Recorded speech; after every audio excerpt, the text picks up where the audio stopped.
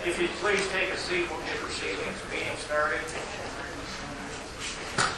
First, call the secretary for a roll call. Fred Burrow. Here. Mike Pratt. Here. Steve Wilkie. Here. Tom Casper. Here. Bruce Forster. Here. Thank you. We were passed out the minutes previous to the meeting for last night's meeting, so we'll ask for approval of last night's meeting's minutes. So, Dean second? Yeah. Bruce made the motion, Dean second. All in favor, say aye. Aye. Opposed, same sign, motion carried. At this point, we will turn over the rest of the meeting to Judge Slavin for the continuation of the hearing. Thank you, Mr. Chairman. As I look out over the assemblage, I'm pleased to see we have some new faces here, but it does mean that I will again read the introduction for those who are here, particularly for those who are here for the first time. My name is Tim Slavin. I'm a retired judge engaged as an independent contractor to what is called facilitate this hearing. I have no adjudicatory responsibilities. I am not for or against any particular position.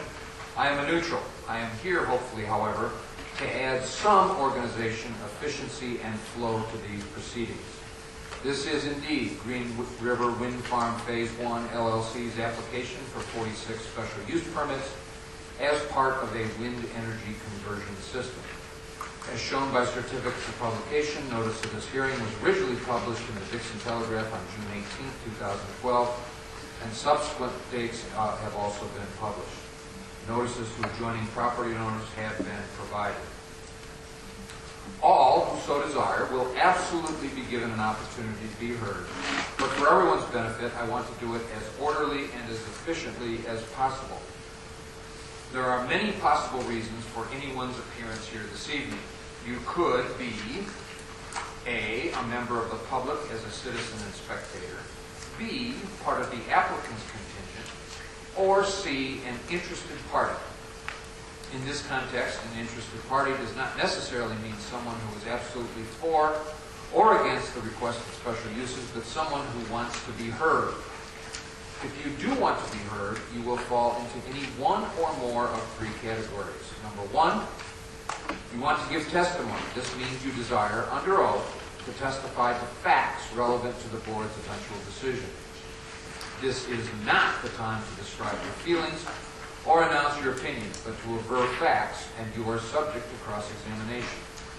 Everyone so wishing to testify will be given one opportunity to do so. Two, you want to be able to cross-examine witnesses, but please, that is just the time to ask questions of a particular witness, not to argue with him or her or announce your own spin. Everyone so wishing to cross-examine will be given one opportunity to cross-examine each and every witness. Three, you may want to make a closing statement.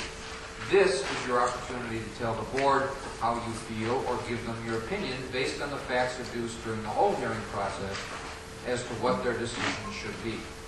Everyone so wishing to give a closing statement will be given one opportunity to do so.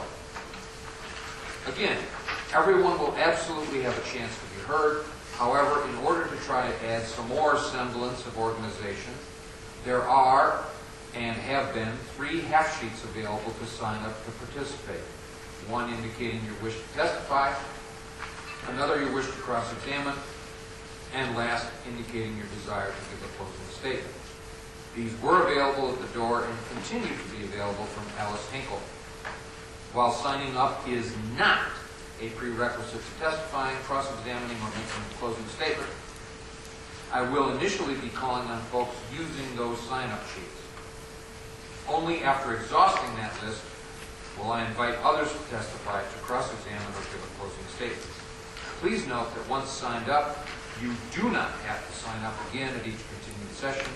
I have been keeping those half sheets current throughout the proceedings. Written communications sent in advance of this hearing or any written material intended as something for the board to consider is subject to Board Rule Article 5, Section 12, that 8 copies be provided. Any communications received that did not comply with this requirement may not be considered by the board.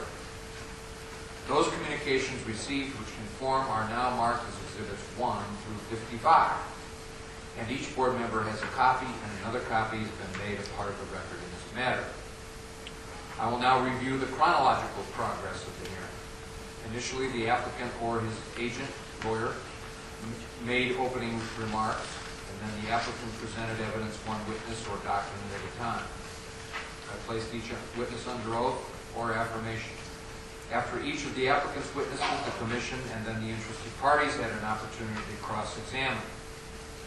We are now at the stage where interested parties present evidence, one witness or document at a time. I will place each of their witnesses under oath. After each interested party witness, the commission and or the applicant have the opportunity to cross-examine those witnesses. Following the interested parties' evidence, rebuttal witnesses are permitted by the applicant one at a time, and the commission and the interested parties may cross-examine the applicant's rebuttal witnesses. Following that, interested parties have the opportunity to present sur-rebuttal witnesses or documents one at a time, and then, of course, the commission or applicants have the opportunity to cross-examine those sur-rebuttal witnesses. Finally, the applicant and the interested parties are given the opportunity for closing remarks. Some sub-rules. As you may have heard, each session has a time limit under the zoning board's rules of 2.5 hours. However, we certainly don't want to cut off anybody right in the middle of something, so I will certainly make a reasonable effort, which we've done the last couple sessions, to let someone finish a particular stage when the time limit has been reached. Or, if there is very little time remaining at the end of the stage, I may simply suggest to the chair to continue the session rather than starting on another stage. I also have the discretion to call for short recesses. Under the board's rules, I have the duty to rule on the admissibility of evidence.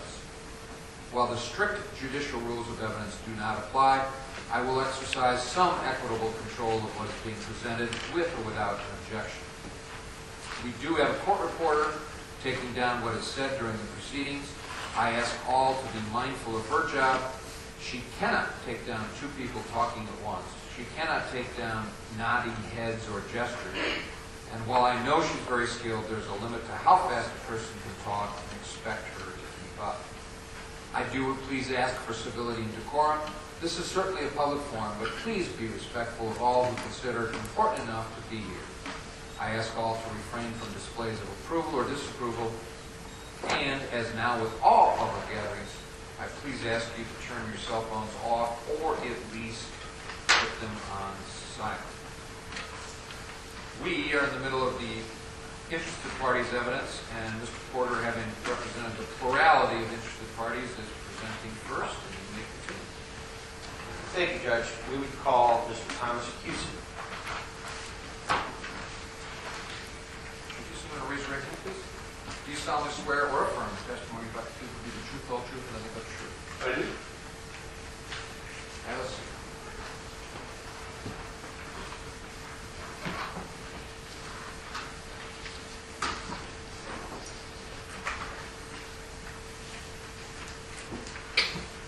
Good evening. Again, state your whole name for the record, please. My name is Thomas A. Hewson, Jr. And where do you live? I live in Alexandria, Virginia, and work in Arlington, Virginia. And what do you do? I am a principal at Energy Ventures Analysis, where I've been since 1981.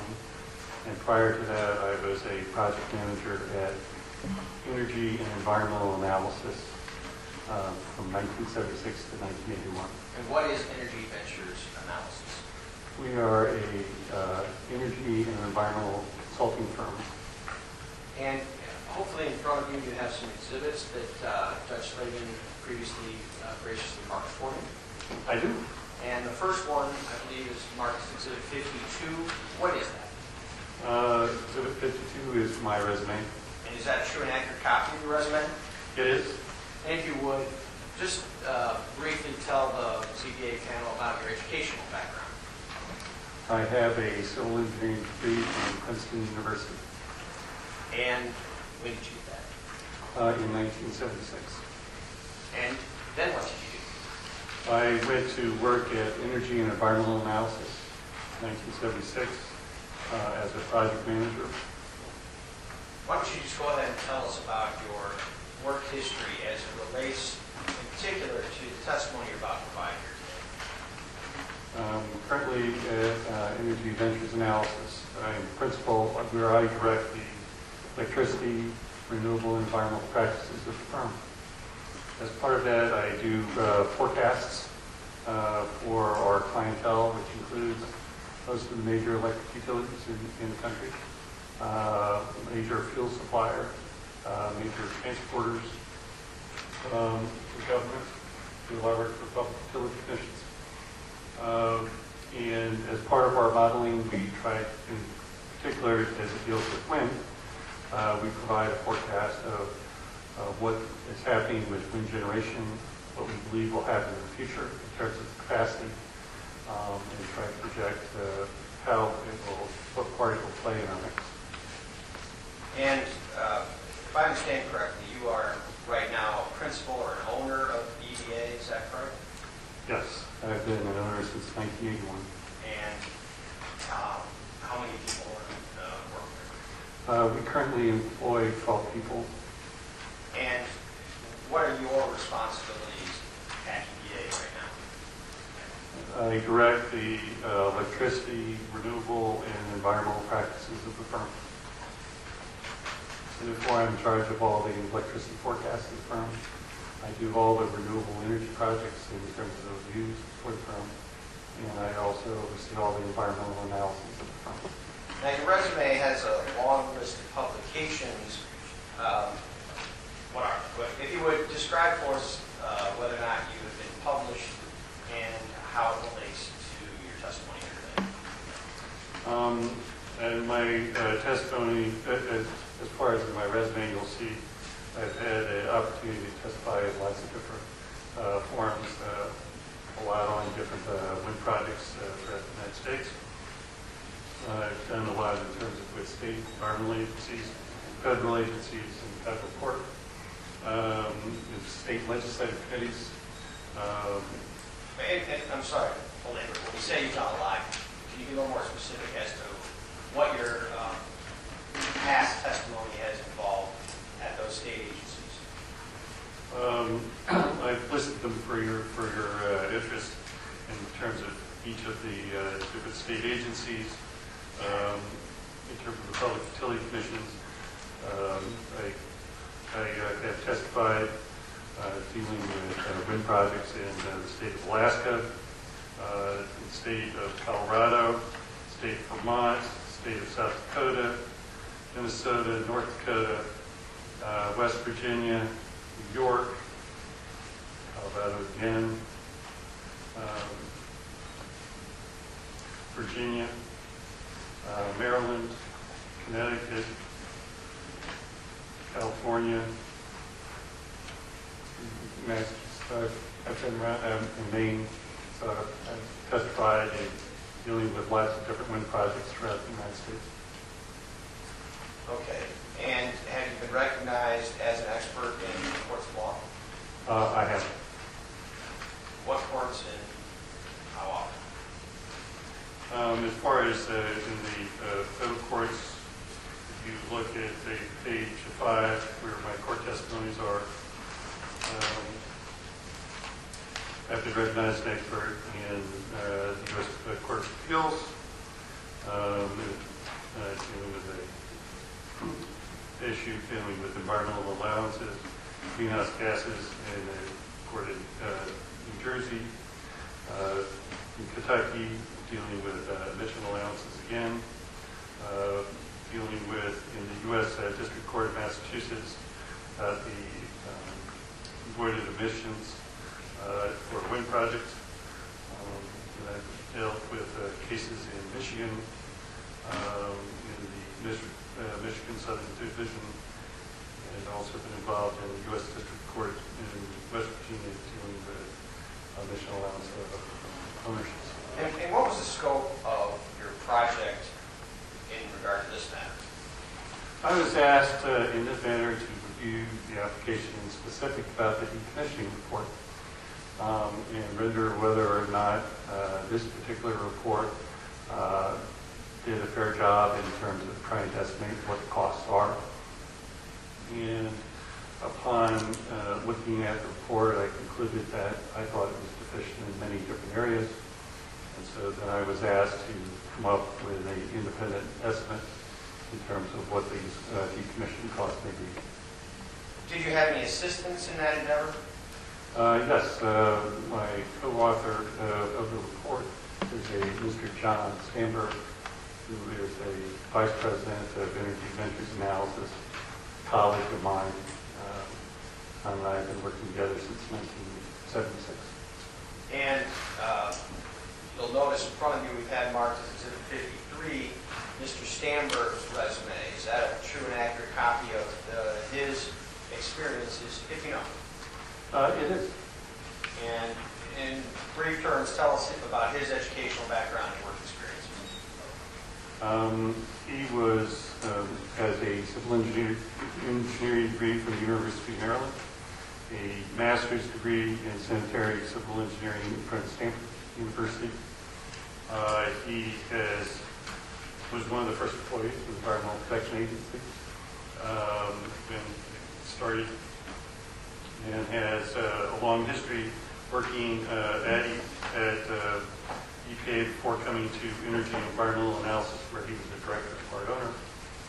And he when we joined and started Energy Ventures Analysis, he was one of our co-founders. John is also a professional engineer, so he has a and is involved in the design of several different projects. So he does our engineering analysis. Now, we've also had marked another exhibit, which I believe is marked Exhibit 54. What is that? That is a PowerPoint presentation that we prepared to sort of summarize some of our findings of our report that I see is marked as Exhibit 55.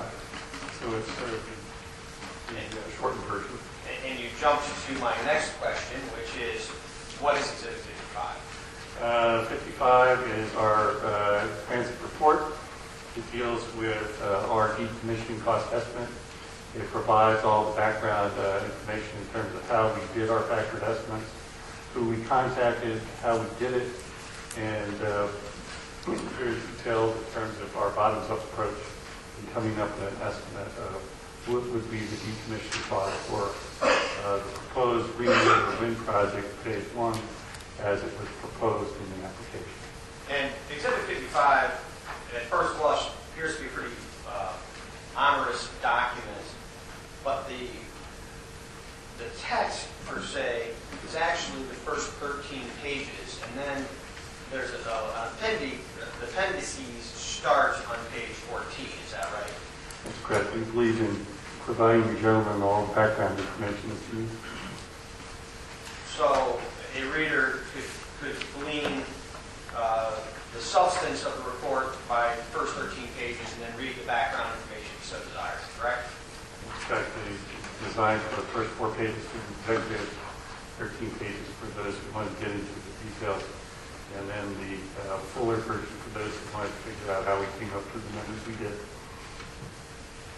All right. Directing your attention then to your PowerPoint presentation, you've got a first slide which is entitled Decommissioning Costs and Risks. And obviously you're here today to speak primarily about the decommissioning draft plan that was previously marked as Exhibit 20 that was submitted by the applicant in Whiteside County and to county staff here in Lee County. Is that right? That's correct. And in addition, you then not only reviewed that plan, but as I understand it, and you drafted your own decommissioning cost estimate, which would be marked as Exhibit 55. That's correct. And after the review, we found out it was deficient, so of course our client asked, well, what is it? And the question I have related to your first slide here is early decommissioning planning necessary? Indeed, it very much is so. And why is that? Well, the question is, of course, gentlemen, why should you care about decommissioning? There's a lot of reasons why you should care. Paul Greifman, who writes a lot about wind power as an author, estimated there were 14,000 wind turbines that had been abandoned by 1997 in California alone. This was a issue that was found throughout the United States, not just limited to California, although California, having been where most of our wind industry started, tended to have more of them than other places. And as you can sort of see by it, is that we were concerned about the abandoned wind turbines because once they were abandoned, no longer operating, they were an eyesore, they fell down, and created some safety issues. They also created, in the eyes of the public, a nuisance. And so it was the beginnings of why many people in the states require decommissioning plans throughout the United States, because they wanted to have the ability to be able to return the land to its pre-existing uses. And so because wind projects are generally limited liability corporations, they may not have any equity at the end of the project. And so it's important in the beginning, in terms of when you get to the approval process, that we commonly require, it's a common practice now to require wind decommissioning to have some financial ability in the beginning of the project by the people who are going to benefit from the project, have money so that in cases at the end of the project, it can be taken down and returned to its original use. So it's important that we have it, and it will become an issue, of course, here in Lake County once all these projects reach their end of their useful life, whether you want it to return to the original use. You need to have money to do that because it's unlikely that the remaining entity will have much equity to be able to afford it. There's also a reason, of course, that we talk about the end of the life, project life of project. We often talk about 20 years. However, it's also important to note that there's many things that can occur that it won't last quite 20 years. It's sort of like a car, some of them last longer than others. We have a group in England that every day gets up, they look, and they do their Google searches, and of course in this days of information age, they try to look for wind turbine accident reports about the literature, and they catalog them, and they try to document those that are documentable, and they believe that they only get the tip of the iceberg.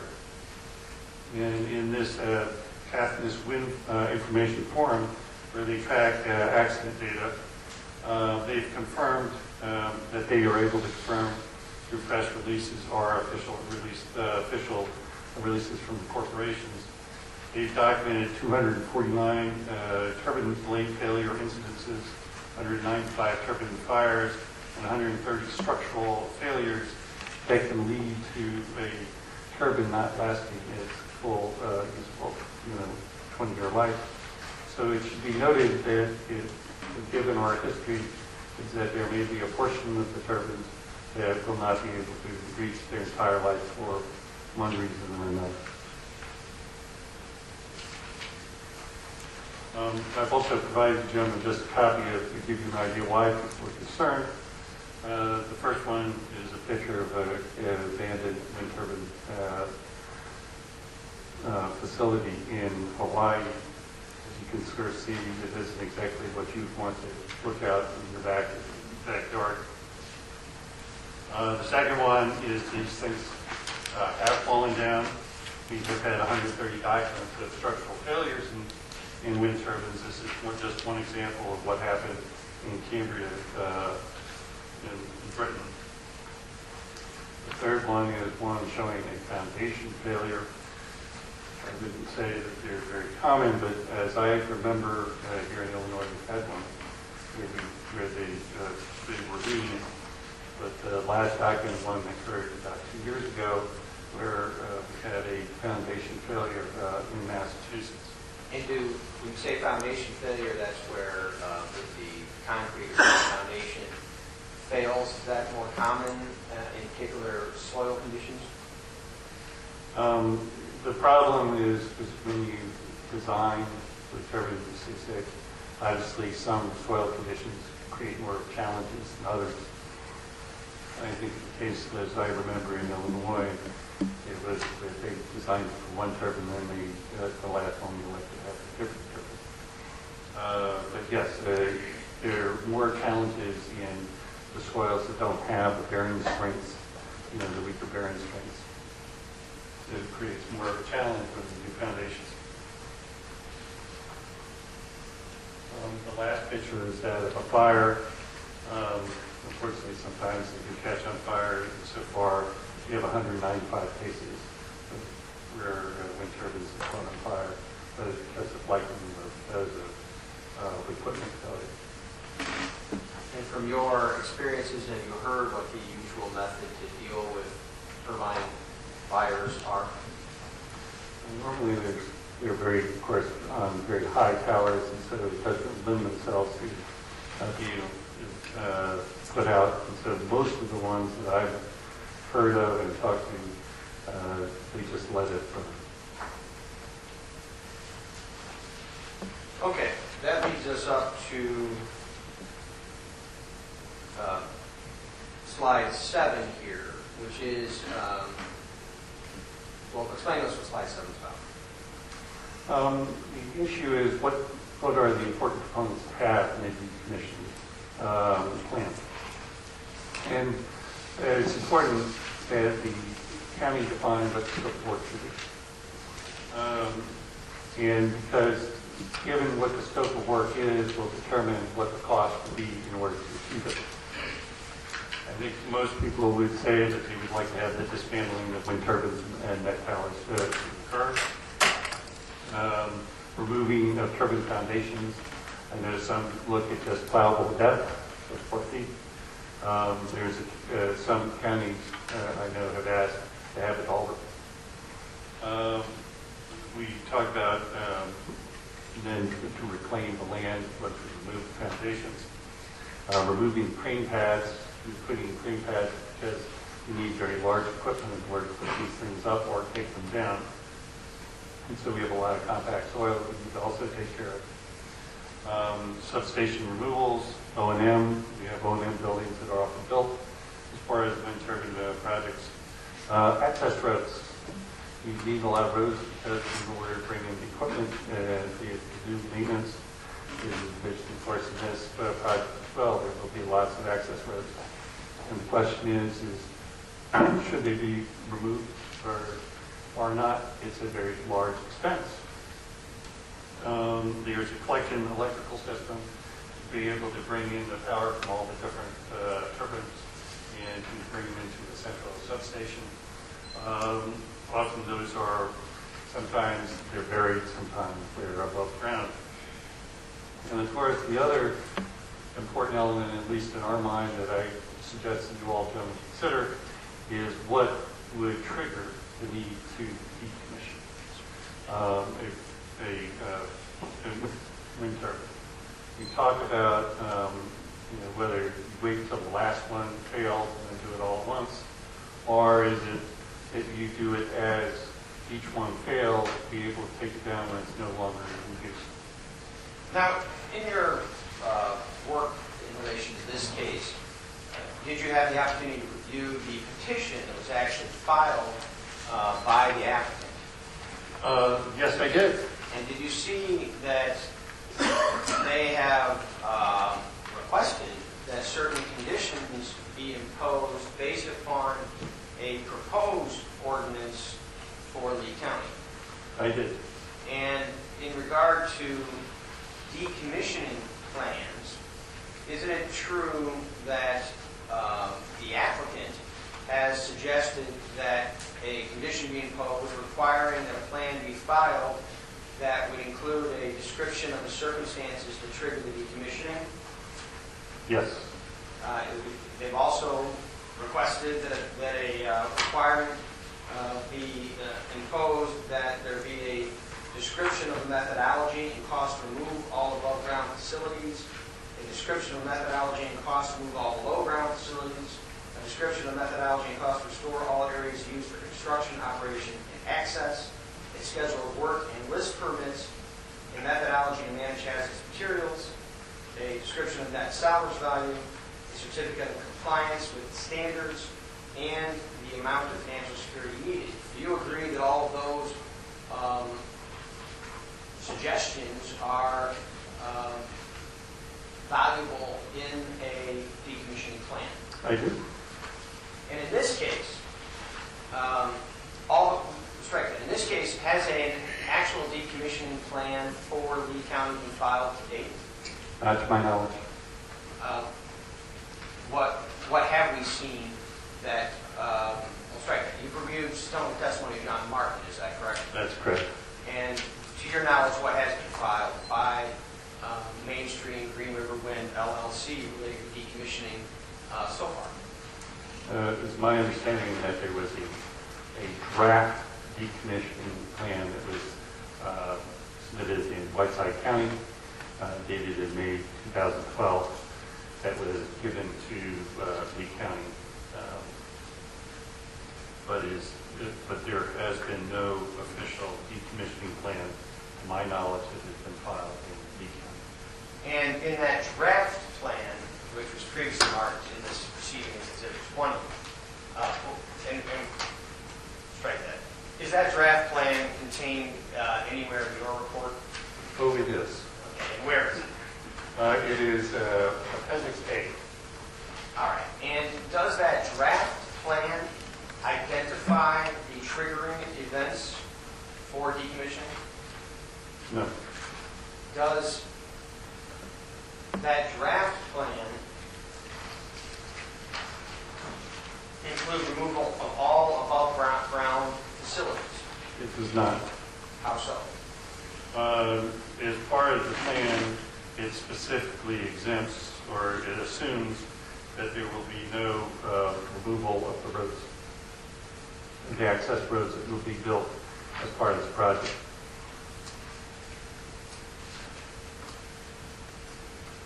Once one determines the scope of work and the cost of decommissioning, how does a community protect itself? Well, obviously, gentlemen, you can figure out that this is an expensive venture, and so one needs to have money. So the question is, how does one assure that one has sufficient amount of funds available in order to decommission the plant? And it may be noted, as I mentioned, we're dealing with a very large facility here. Total of 87 is what was in the original application, spread among 3 counties. They may all, fail at different times. They may not all last their 20-year lifetime. So there may be different times in which we need to bring in and decommission things as they go along. The issue is that, let's say, for example, in the last 20 years, well, in 20 years, the scrap markets are going to be very different than what they are today. The labor escalation rates are going to be very different than what they are today. We know it's not going to be the same. It's going to be something different. And so the question is, how do you take into account that the costs are going to change? How do you best plan for it? And who should be the one who is ultimately financially responsible to make sure that it is done? What our suggestion to you and recommendation to you would be have a performance bond. Performance bond would be an agreement that would guarantee when the project or turbines meet your definition of when they should be decommissioned, that these projects will be taken down and will be assured by a appropriately bonded, AAA bonded company. In doing this, you don't get involved with, you're not the one who's on the responsible if scrap markets go up, go down. You're not in this to try to make money, or you're trying to just cover the costs. And by assigning in a performance bond, all those costs and risks are assigned to the bonding company and not to the local community. You could also, of course, do a financial bond. The problem with a financial bond would be is for a given set of money that would be sufficient to cover the cost as you determine that at one point in time, is that maybe at the time, 2-3 years from now, it's going to be different.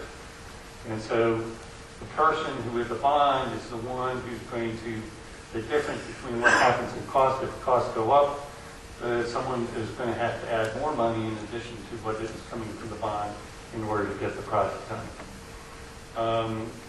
I am also familiar that there are some times in which people offer financial assurances. But you gentlemen probably also are aware that the financial assurance is only as good as the person making it or the corporation and the assets behind it. In something like a decommissioning, keep in mind that some of them will last. You may go for 20 years. So, will the companies be around? Will they be different 20 years from now? It's going to be difficult to ascertain. So our suggestion is that the intent of the board is to assign complete financial responsibility to the ones who will be receiving all the financial benefits from the operations of the said turbines, that the true way to assure that it's not on the local community or the landowner would be with a performance plan.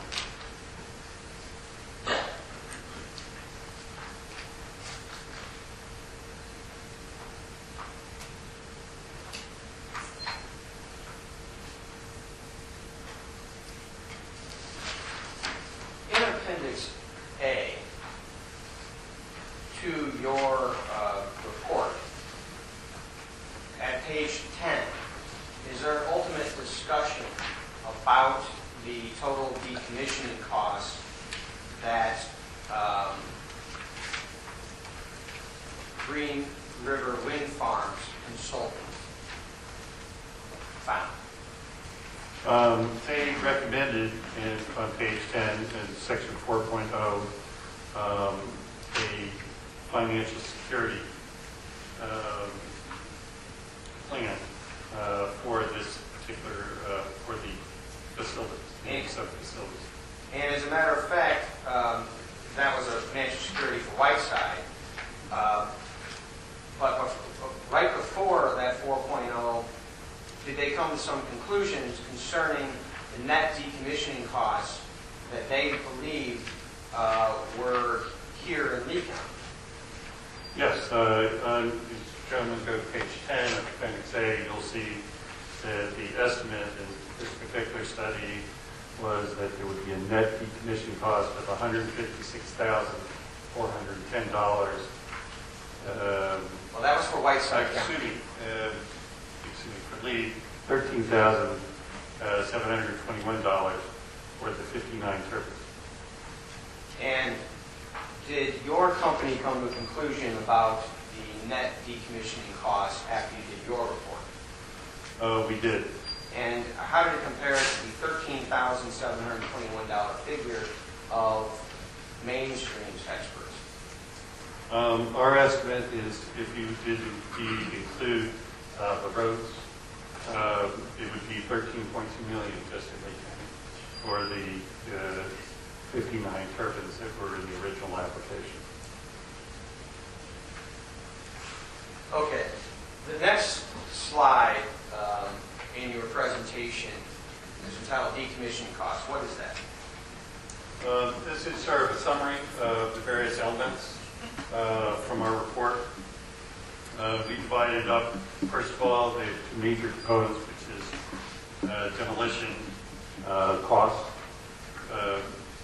The RMT that did the cost estimates for the Sergeant and Lundy report estimated the total demolition cost, which excludes the road, at $10,367,750. Our estimate of the total demolition cost less road removal is $19,469,714. The next element, of course, is that the steel and the towers and the copper wires have a value. And what is that value? In the RMT report, they estimated it over $10 million being the value of just the scrap value.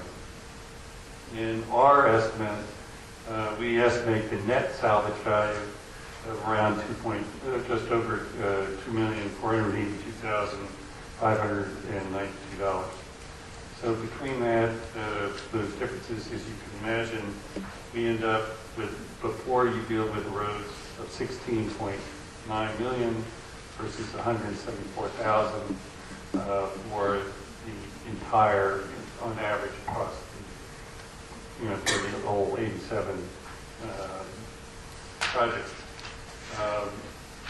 Then, in addition to that, we thought that there was a need to include the roads, because if you were going to indeed remove, all the stuff above ground, it would include the roads, and so that would be another $2.5 million for a total of $19.5 million for the whole project, or $13.2 million for just those that were proposed in the county, and that's in contrast to what was assumed by RMT. So you can see, gentlemen, there's a difference of opinion in why we thought it was necessary for us to do a more detailed analysis to try to highlight why are we so different, and where were the assumptions and differences. And you note here, you estimated 3-county liability at current prices for the RMT energy demolition at $174,000. And that number is actually found at the last page of Appendix A to your report, which is the RMT cost estimates. Is that right? Correct. And then to come to the Lee County ratio estimate that you guys used, you just multiplied that number times 67.8%, which was, at that time, the percentage of turbines here in Lee County. Is that right? We came up with a per turbine estimate. But actually, the applicant is proposing that only $13,000 of the cost should be assessed here in Lee County. Is that right? That's what they concluded. And then in their petition, they have suggested that some condition be imposed that would require, 1/10 of that amount to be paid in years 1. Is that right? That's what it says. And so how much is it that the applicant is proposing be paid as financial assurances in year 1 here in Lee County? That would translate into $1,380. Do you think that's reasonable? No. Why not? Just to give you an idea, obviously, just to bring in the crane is going to be over close to over $3 million. I do not believe that I think they've underestimated what the demolition costs are, and I think they've also vastly overestimated what the salvage value costs are, and as a result, they have excluded some items that I think you may want to include. Any and all three of those are major differences that would lead you to a much higher number than what they were proposing. And as a matter of fact, ultimately, in your report, do you and Mr. Stanberg conclude that Green River Wind Farms decommissioning report was unrealistic and vastly underestimated current decommissioning costs by more than $19 million? That's what we concluded, and there would be things such as if we took up the roads and brought the roads and then had to dispose of it in the Lee County landfill, it could be even $6 million more than that. And in addition, it should be noted that this is current cost, not future cost, and it assumes that we would be able to get the economies of scale of taking down all 87.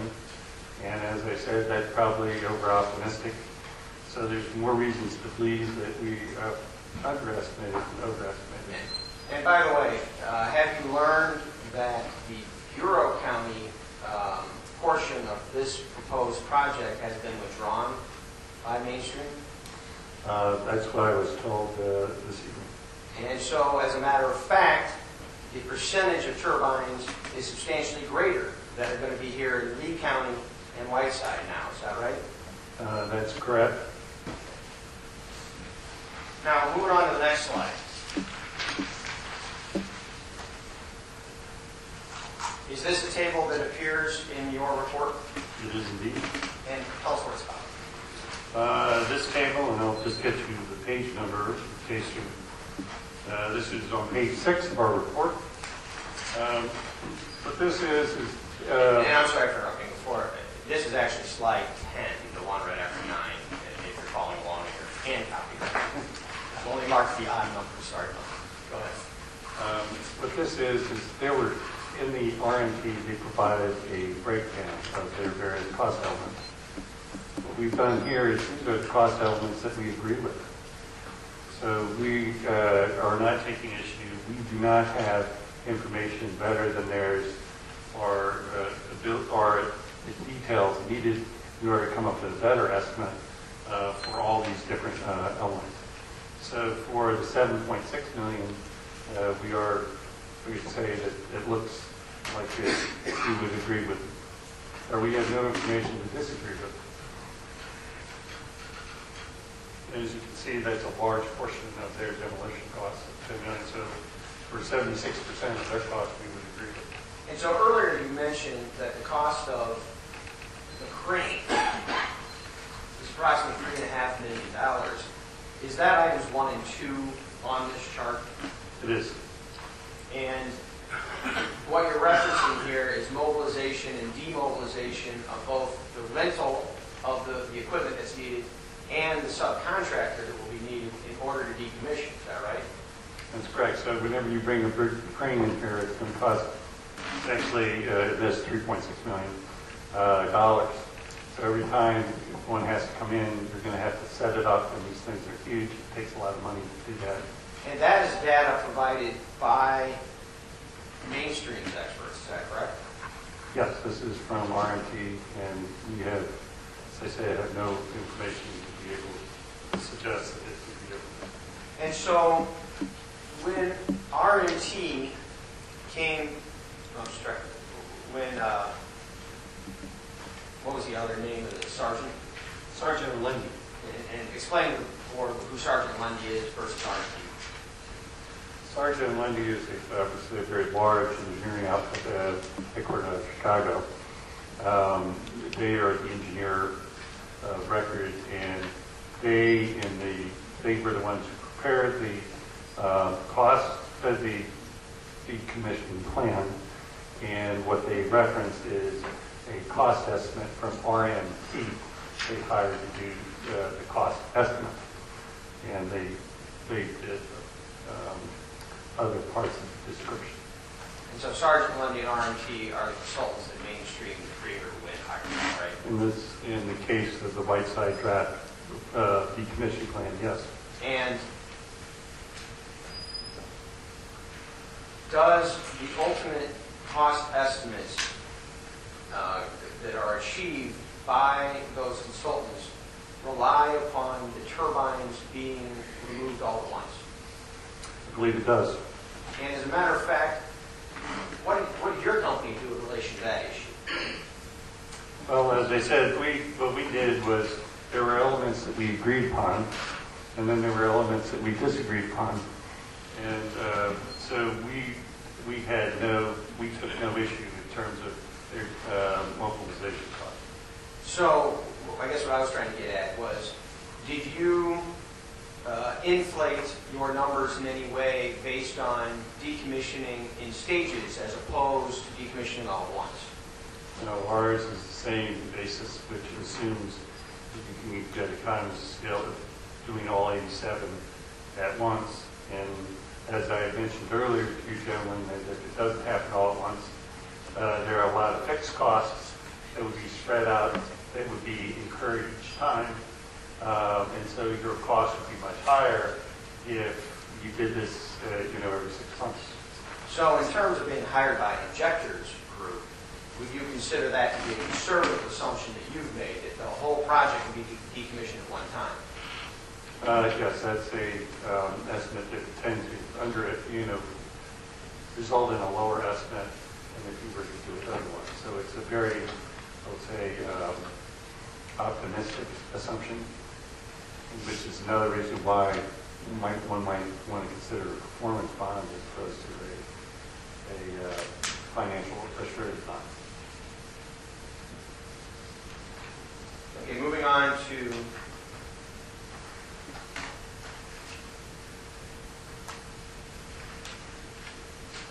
slide 11. What is this again a chart that's contained in the report? It is. This is another chart. What we do, And where is it found in your report? this one is found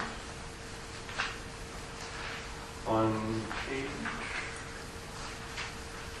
I'm sorry. page 8, and with a description of how we derived it in summary on page 7. And what is this chart in the text of page 7? What's it about? This is dealing with what you get for salvage value for when you decommission these wind turbines. What is its current salvage value at current market rates? And what we did was we called up, we first of all wanted to find the local scrap yards in the area, one of which is here in Hewson. We also found one in LaSalle County and Simcoe. We called them, and what we did was we asked them, we said, what is the going rate? What would you pay us if we brought you in scrap steel? And the one here in Dixon, when we did this analysis in July, said $165 a ton if you put them in small pieces. And as a result, what we did was we used their estimate. If we delivered steel that day, what they would give us as the basis of coming up with what the salvage value, market value was now. But of course, here is a turbine out here, and I need to get it to Dixon in order for them to handle it. So there is a truck. We have to truck it there, but we also must spend some time and effort to put it into pieces that they're willing to accept. And so there's a cost of torching these towers, and as you could imagine, given the height of these towers, they're pretty thick, and there's not something that you could go out with a regular bow torch in order to break down. You're talking about plasma torching, and which is very expensive to do. So what we did was we went through and looked at what would be the cost in order to get these materials into the size range that they would accept at the Dixon Iron Works. We got a higher quote in LaSalle County of $175. Only problem is it would cost us the difference of $10 more. We would probably have to pay more than that to truck it the longer distance in order to get there. So we thought in the current conditions and quotes that we were getting was we were going to use the $165 Dixon number would probably be the highest net value. But as you could sort of see why they give us $5 million, when we have it delivered, it's going to cost us money in order to get it there. We're going to spend $440,000 to truck it there. We're going to spend $500,000 to torch it down into pieces that are needed. And then we're going to need to load it, onto the trucks into the pieces, which is another $1.6 million. So although we get $5 million at the scrapyard, by the time we net out what our cost of getting it to the scrapyard is in the size ranges that they want, we're only going to recognize $2.5 million. So as you can sort of see, what our difference is I think there are $5 million they assumed $10 million, and they were assuming $350 a ton for steel. And at least in July, we couldn't find anyone willing to give $350 a ton. And there's differences, of course, in regions. I'm sorry to interrupt you. How did they come to a conclusion? When you say they, you're talking about R&T and Sargent? In London. And if you'll take a look at page 9 of their report, I think it addresses that $350 per ton. Page 9 of Appendix A to your report, or page 9 of their report. How did they come to that $350 figure? First of all, this analysis was done in December. In December of 2012, they accessed a website, and and the website gave them the information. It was www.metalprices.com.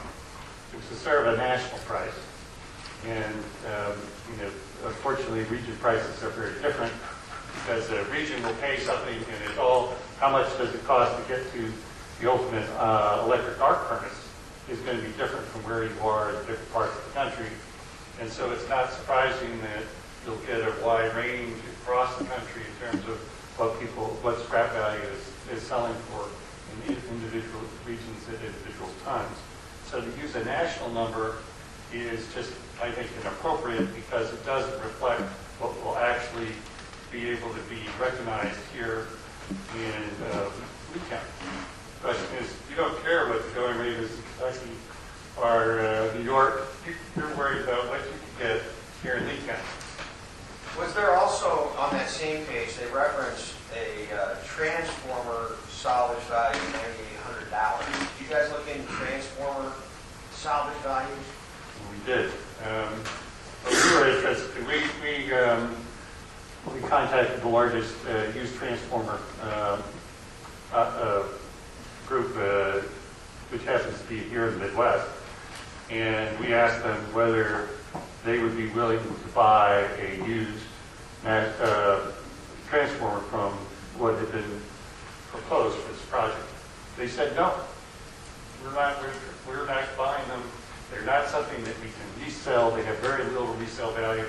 And so from our standpoint, we think they're only worth the scrap. So in our estimate, what we did for the transformers was we said, well, if we can't sell it as a transformer, then we have to use it as scrap. What is that scrap value worth?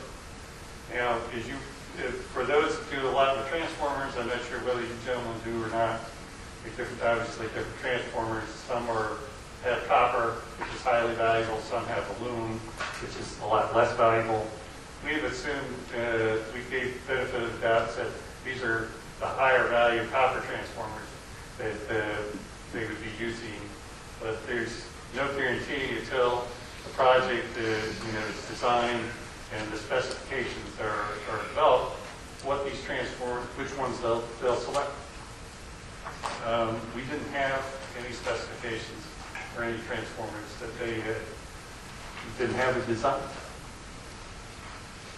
And that's one of the issues, is all of the decommissioning costs that R&T did and that you did are based upon knowing what turbine is going to be used. Is that right? Yes. Different turbines have different weights and therefore have different values. So one has to estimate in terms of, take a wind turbine and therefore estimate what its value or weights are. So if and when Mainstream finally picks an actual turbine, a decommissioning cost will have to be determined as to that turbine. Is that right? Yes. Now, again on page 9, it indicates transformer value per wind turbine generator of $9,800. So did you guys assume that each turbine would have a transformer? As far as the individual transformers, let's see, there are some transformers that are unique, that are for each of the transformers that are in each of the turbines. Yes. Okay.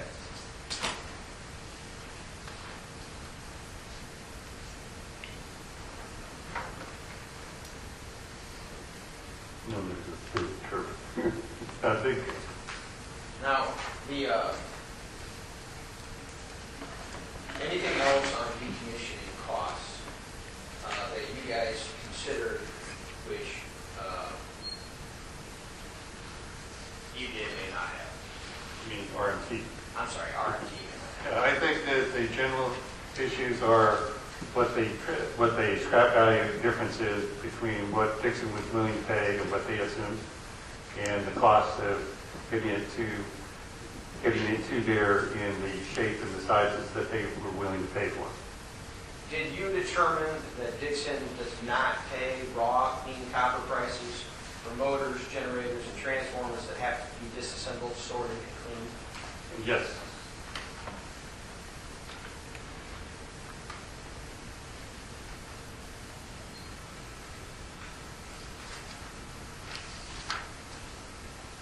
All right, moving on to the next slide, slide 12, which is entitled Decommissioning Costs, Non-Metal Disposal Costs. This again a chart from your report. It is indeed. And please tell us what page that is and explain what this chart's all about. This particular one is on page 10. An explanation, a short explanation, is on page, the earlier page 9.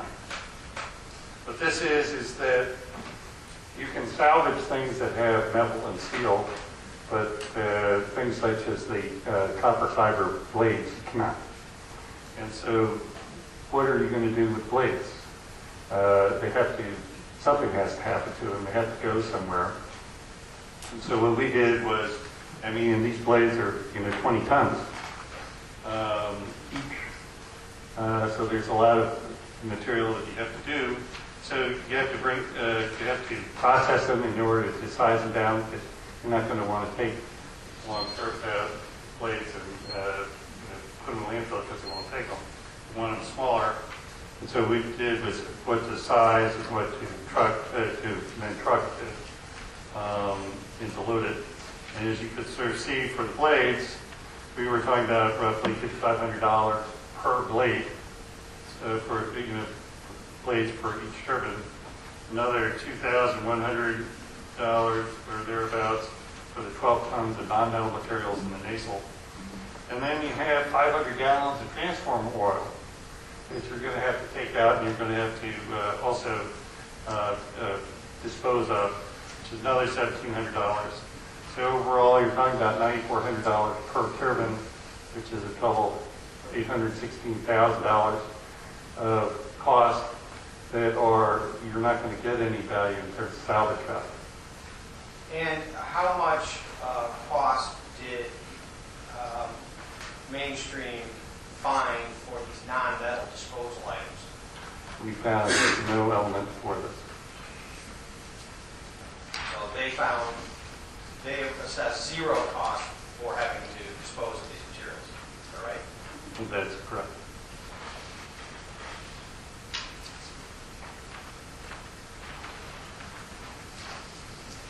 The next slide relates to what?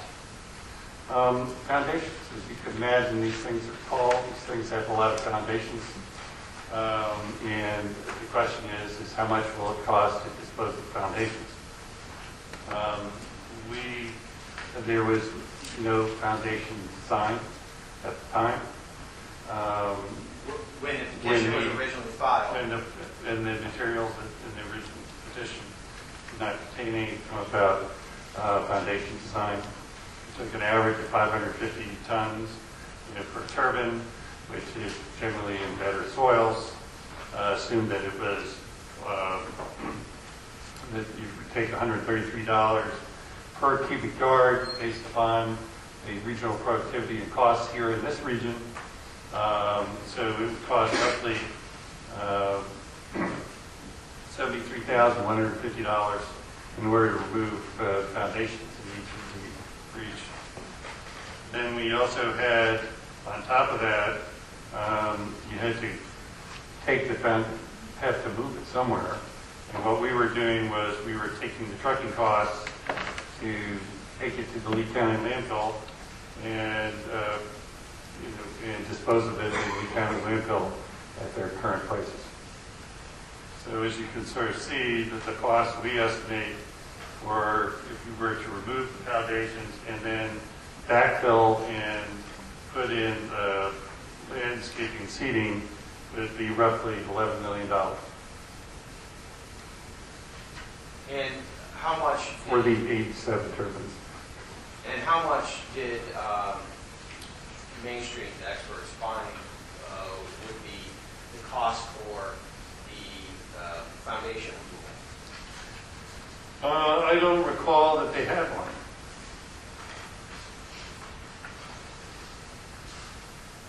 Oh, yes, they did. Excuse me.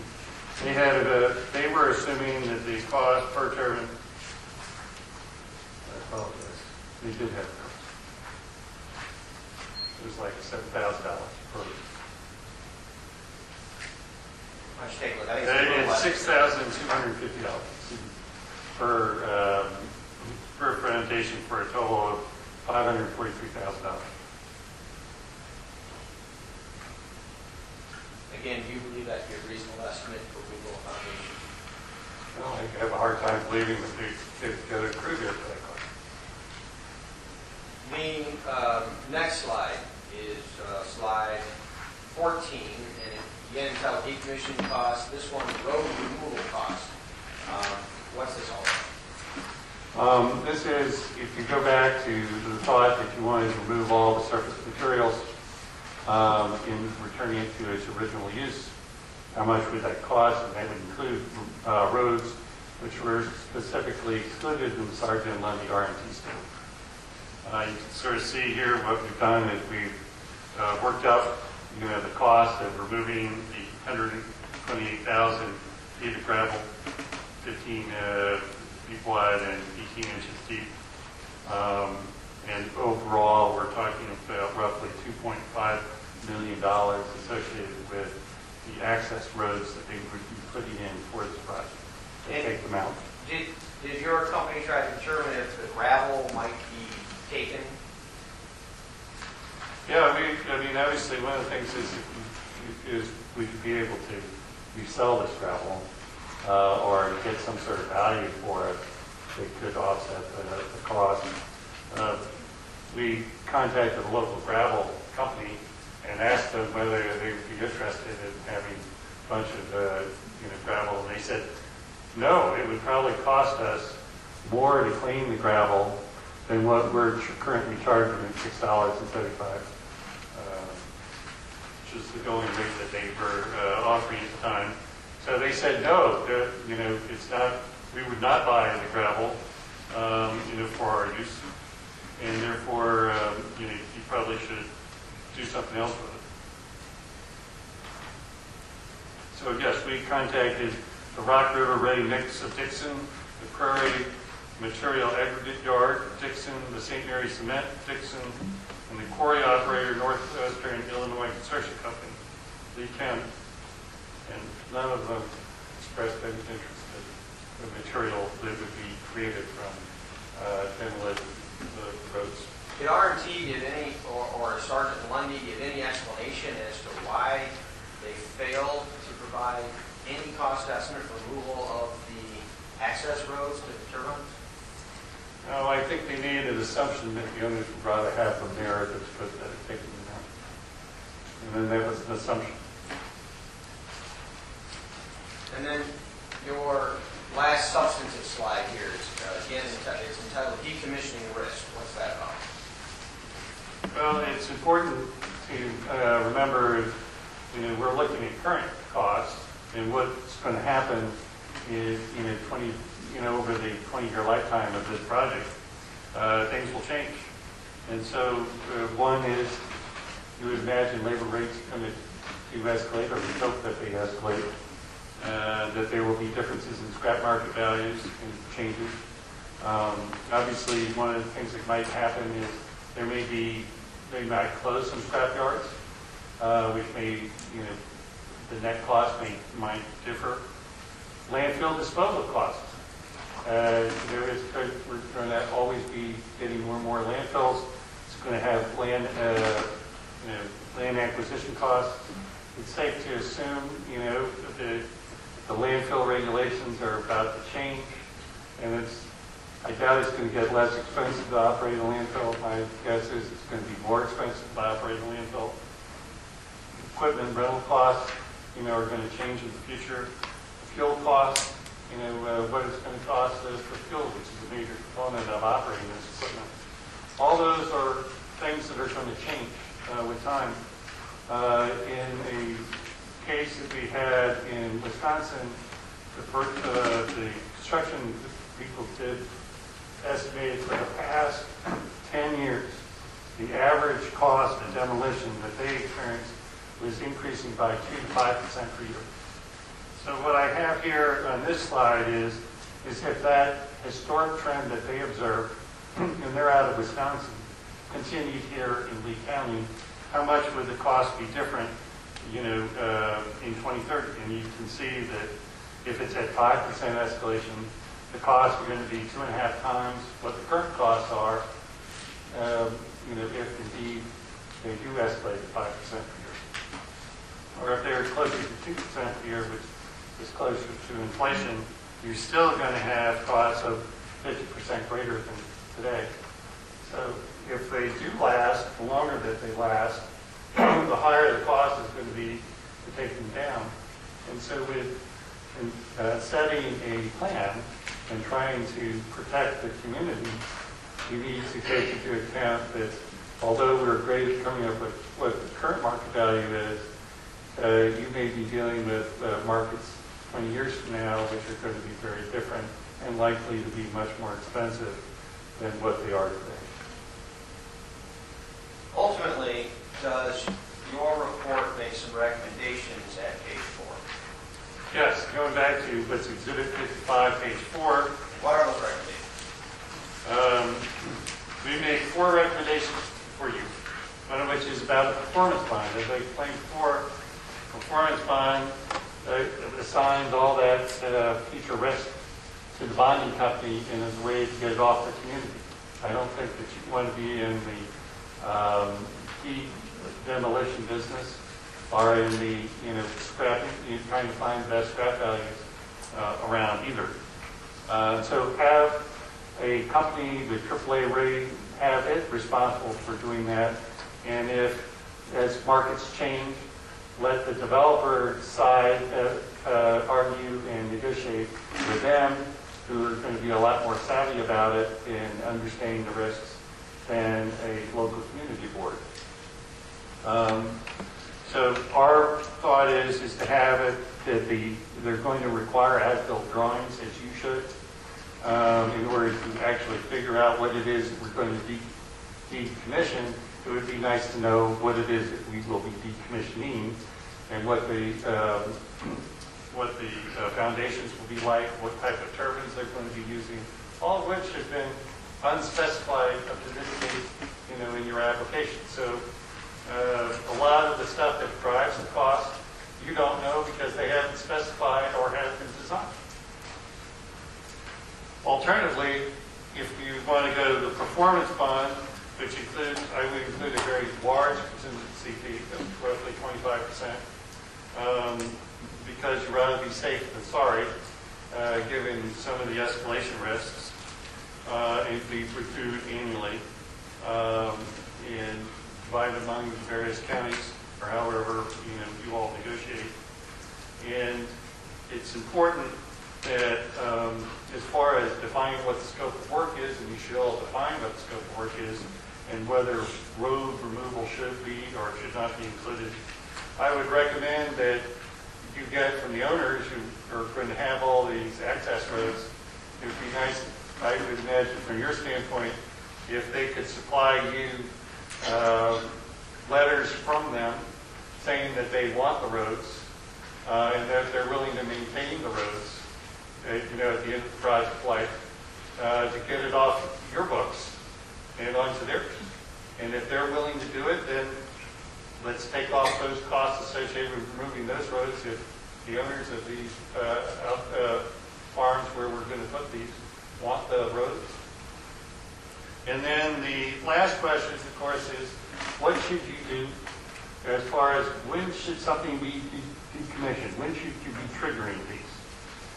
And we believe that you should think about it on a turbine-by-turbine basis.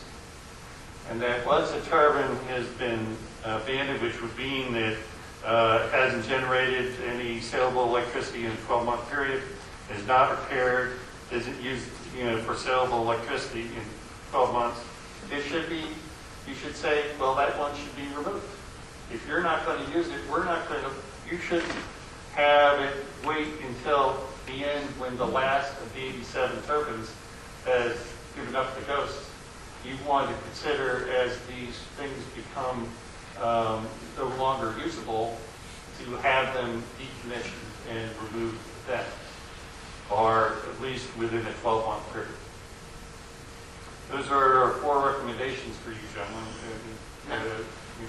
that you might want to consider if you wanted to require a decommissioning plan and some of the things you might want to consider. Now, ultimately, you came to the finding that Lee County's ratio estimate of 67.8% of the 87 turbines that were proposed at one time during this application would be $13,223,678. Is that right? That's correct. And so, what is your recommendation then, as far as if a financial bond, and I realize that's not your preferred scenario, but if a financial bond is used with your 25% contingency, what does that mean the county should be demanding? You take 13.2 million, multiply it by 1.25%, and then periodically you probably would want to have the decommission cost updated on a periodic basis in order to make sure that as the labor changes, as the local conditions change, that the costs get adjusted appropriately. I have nothing further. Mr. Lee, on behalf of the applicant, would you like to inquire? Yes, please. Thank you, Judge.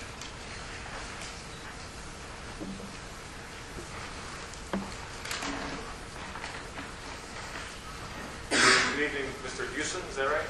That's correct. If you mentioned it in your direct, I missed it. Has EVA ever done a wind farm decommissioning project? No, we've not. Have you ever prepared a decommissioning plan? We have prepared decommissioning costs. Have you ever We have submitted testified on decommissioning plans and reviews, but we have not been an author of a decommissioning plan. And all of the court testimony you talked about in your expert witness, have you ever been found to be an expert in decommissioning? I testified earlier this month about decommissioning costs in Colorado. But in none of the courts you mentioned. That was in court, Thank you. Pueblo County. If you remember which one. It might have been circuit court. And I apologize for this, but we lawyers always have to ask. You're being paid for your testimony here tonight? Or EVA is? Yes. Then do you know what the EVA is charging for your testimony? For the testimony is, I think it's about $5,000 or $6,000 plus travel. As part of your review, did you review the Lee County ordinance as it relates to this process? We reviewed I think it was a Lee County ordinance. You reviewed the current ordinance? We reviewed the application had the proposed, had the draft ordinance. Okay, well, let me ask it more directly. Are you aware that the current ordinance doesn't require any decommissioning plan? That's my understanding. And and you're also aware, you testified, that the applicant has proposed as conditions to the special use permits a decommissioning plan. Is that correct? My understanding is that they have filed a draft decommissioning plan, but they have not filed a decommissioning plan here in the county. Anyway, we'll get to that, but I want to take it a step at a time because I was trying to answer your question. No, I appreciate that because it's important, I think, for the board to understand the basis for your testimony. Correct. I mean, you reviewed the application, and the application proposed conditions relating to a decommissioning plan, correct? Correct. And do you have that with you? Yes, the decommissioning plan. I'm sorry, the question, objection vague. Does he have what? No, do you have the application in front of you? I have the application in front. I think it might also be in here.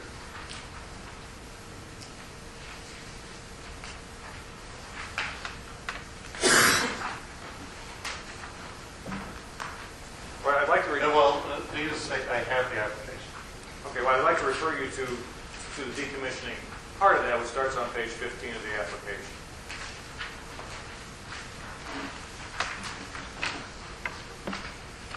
At the very bottom, yes. Correct. And you see it starts at the very bottom of page 15 and it goes all the way to the top of page 21, correct?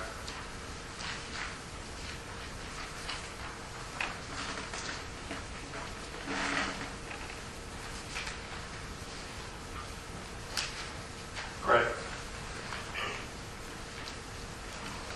And the plan, the proposed conditions, the plan, starts by saying that the petitioner, which would be Green River, shall ensure that the WEX project facilities are properly decommissioned within 12 months of the end of the project life for facility abandonment. Correct? You don't have a problem with that? I do. You do have a problem with that? What I'm saying is that that's for the whole, I would interpret the way it's written in project life for facility abandonment. If the facility is defined as all 87 turbines. Okay, but If actually, a facility is defined as a single turbine, then I wouldn't have a problem with it. okay, but then do you recall that we deal with individual turbines later in the conditions? Do you remember that? I remember there is a discussion on page 16. Okay, all right, so we'll get to that. And then the petitioner proposes that everything will be removed down to 4 feet beneath the soil surface, correct? Yes. And the petitioner also will provide an annual certification report to dealing with when the turbines were in operation, correct? And that deals with your issue of... I know it's easy to do, but she can't take it down. Oh. It's difficult. Yes. It's easy to lose concentration on that. And that deals with your concern about an individual turbine being out of service, doesn't it? In terms of a specific unit, in part B, yes. Right, and in section paragraph C and D, they talk about proposed condition and dealing with the process for dealing with an individual turbine that is out of service or abandoned, correct? That's correct. And then in paragraph E, it talks about revocation of permits for individual turbines that are abandoned or unused or whatever, correct?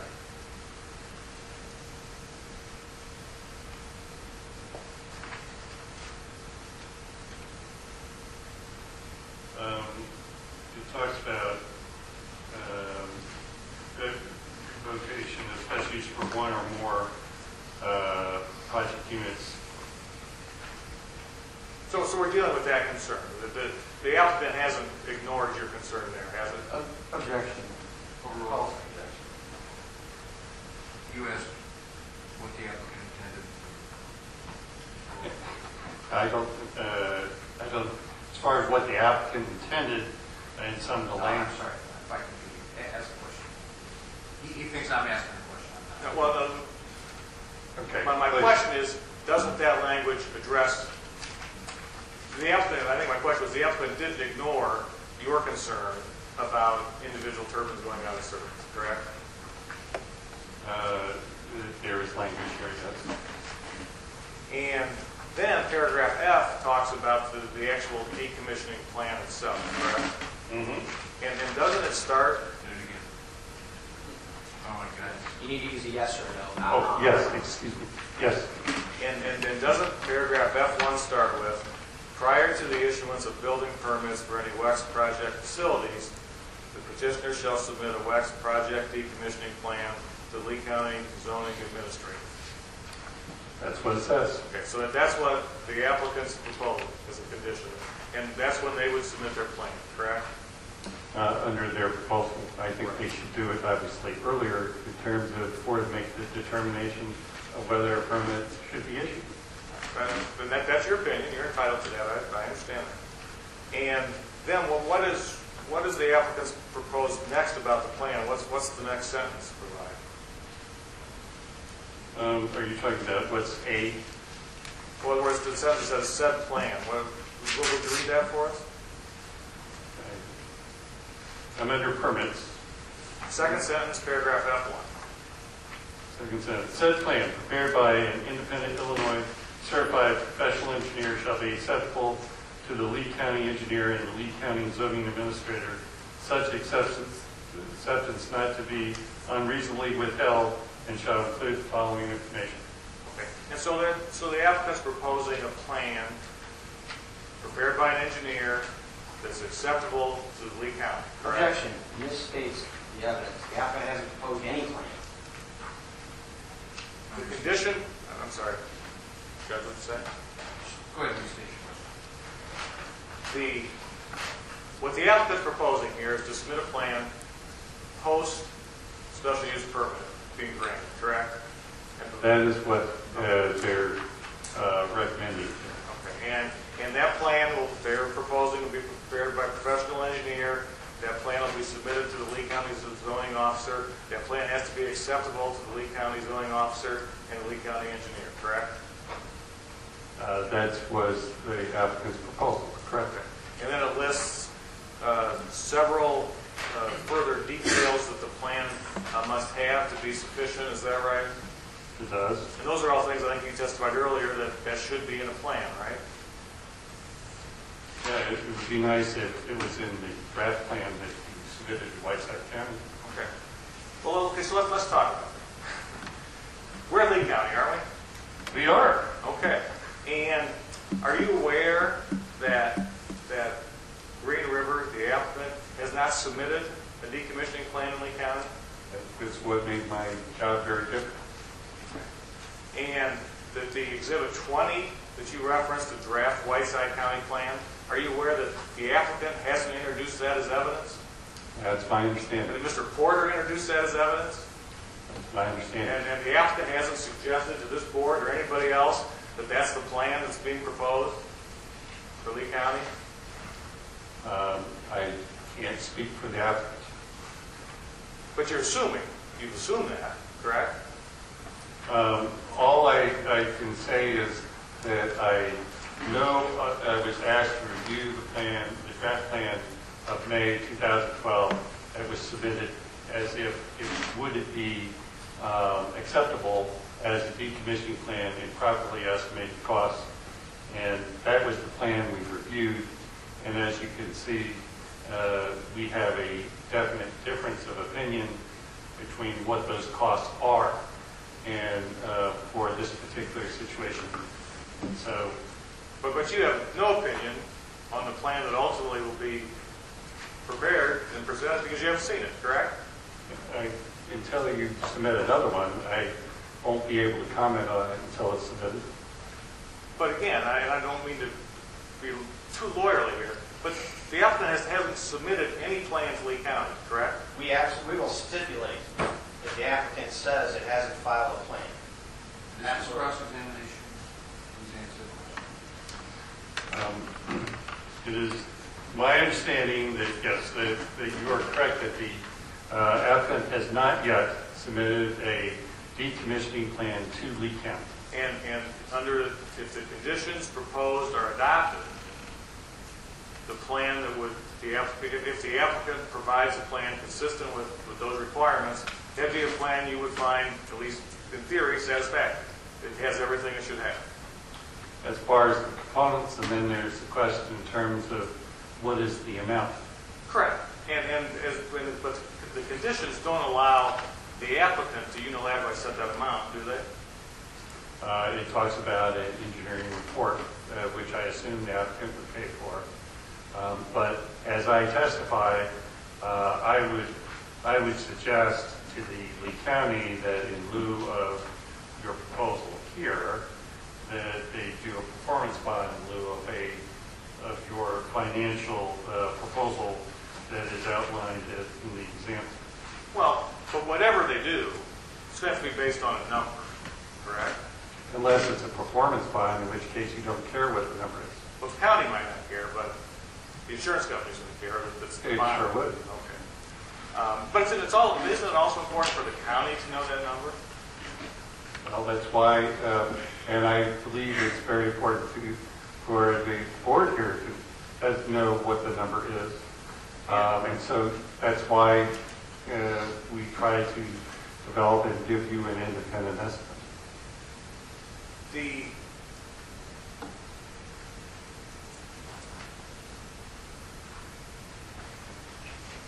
The bond that you talk about, have you ever acquired one?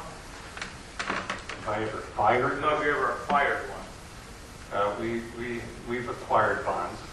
And bonding companies are basically insurance companies, aren't they? They tend to be. And insurance companies can go out of business just like limited liability wind farm companies, right?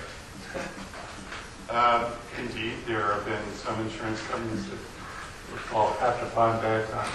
Okay. And the insurance companies don't always pay claims, do they? Well, I would imagine that given the amount of claims there probably are some that they have. So there's But I'm not in the insurance right. business. So my point is there's no guarantee that even if you have a performance bond, that the bond's going to take care of it. Because, again, we're talking potentially 20 years down the road, right? That's why I would suggest if you had a AAA bonding company, that had obviously to be a AAA bonding company, they have to have lots of resources. And if I had a bond, I would probably be able to enforce it. So my chances of getting it paid for are much greater. You would hope. That's the theory. Now, then you also talked about the importance of a bond, I think, related to the removal of a single abandoned turbine. Right. I guess I didn't understand that. I mean, if we've got one turbine out of 59 that's abandoned, that means the other 58 are going, correct? Right. I mean, they may fail at different times. Right. But if one fails, presumably the company can take care of that without going through performance bond, correct? Well, the reason for the performance bond is having guarantee. Sure. Would you agree that a risk to the applicant of a performance bond is you end up paying twice for the removal of a turbine or a whole wind farm? Well, they're in essence having to pay the insurance company for the risk that they're absorbing by issuing the bond. And so the applicant, the developer, the operator pays the bonding company a significant portion, if not equal to the cost of removal, correct? I would imagine that they would negotiate between the companies to figure out, yes. But under your scenario, the bonding company wouldn't take very much risk here, correct? No, the bonding company is taking all the risk. Well, but then they'll pass the risk on to the developer, correct? They'll make the developer pay the decommissioning cost to them, so that if they have to pay it, they have it. Well, in essence, saying that instead of having the local community take the risk, when the bonding company takes the risk, they're going to quantify the risk and charge you accordingly. Correct. But if, I guess you think this isn't a very likely scenario, but if at the end of the life, the LLC still exists and has resources to take down, to decommission the entire wind farm, then it's now paid twice. It's paid the bonding company, and now it's going to pay the cost to take it down, correct? Well, if I was the LLC and I paid for a performance bond for removing the turbines, I would be expecting them to remove the turbines. You would, well, but At their cost, it's I pay for it again.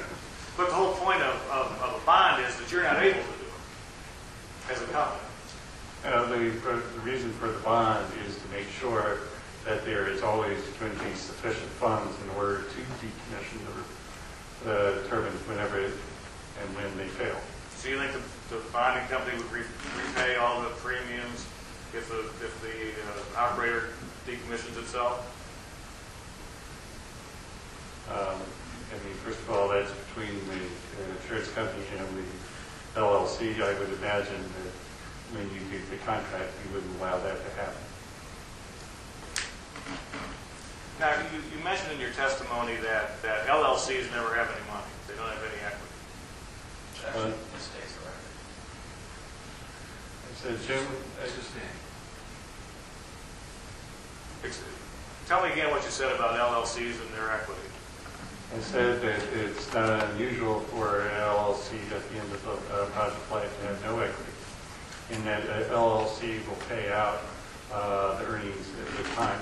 And so at the end of the project, there won't be anything left. Is that any different than what a corporation would do? Well, the corporation is different in terms that you have assets and ongoing operations. Not all corporations are LLCs.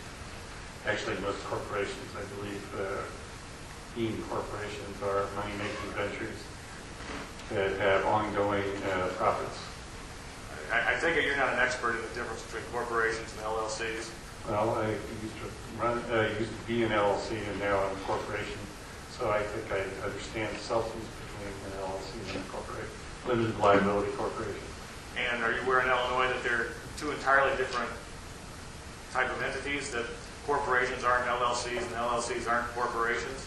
Well, it's also true in Virginia. In fact, I think in your slide you referred to Green River as a limited liability corporation. That's not true, correct? I believe that my understanding is that Green River Farm was an LLC. But there is no such thing as a limited liability corporation, right? The limited liability company. You're dealing with semantics. LLC.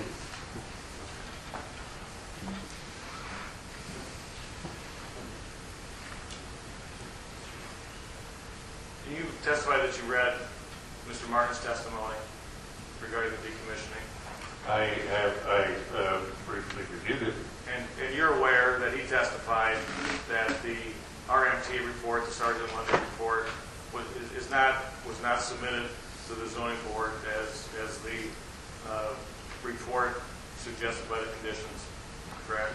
I know that the report submitted did not meet the definitions that are incorporated. And nobody ever, and he never testified that it was intended to, correct?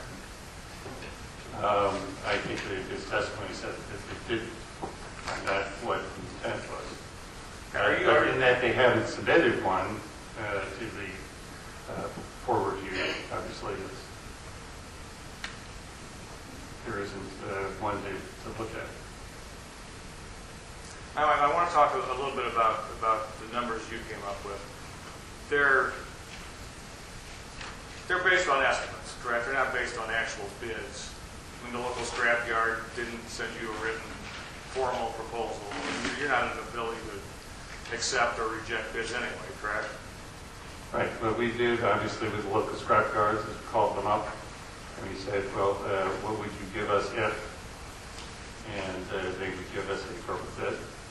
But ultimately, the actual bid is going to be more accurate than the prediction you make, or RMT makes, or anybody makes, correct? What it will be, 10, 15 years from now, will be different than what it is on when we called them in July. Sure. And actually, the proposed conditions the applicant has suggested deals with just that scenario, correct? It requires updating every 5 years? It requires, yes, every 5 years. And do you think are you saying that that's sufficient? Market conditions can change even faster than 5 years. Sure. But they've addressed your concerned about relying on current numbers, correct? Well, it says that every 5 years, and I was saying that there should be, if you're going to go not the performance bond route, but the financial thing, you should have it updated regularly. Now, whether 5 years, 2 years, It's up to, doesn't matter. it's up to these guys. It would be up to you, gentlemen, in terms of, but in that things are escalating at 2 to 5% per year, it would suggest after 5 years, you could have quite a bit of escalation occur between, they would exceed your proposed 10% contingency. And Very useful. those periodic reviews would be a way to deal with those volatile changes. Well, there would be at the end, in theory, in years 3, 4, and 5, you would end up under the original bid, and you would end up with not enough money in order to decommission if it went up at 5% per year. And that's why you look at it regularly, whether it's 1 year, 2 years, 5 years. Well, if you did 10%, and if it goes up 10%, 5% per year, you want to do it every 2 years. And that periodic review is also going to account for new technologies or reuses of materials that we don't even contemplate today, right?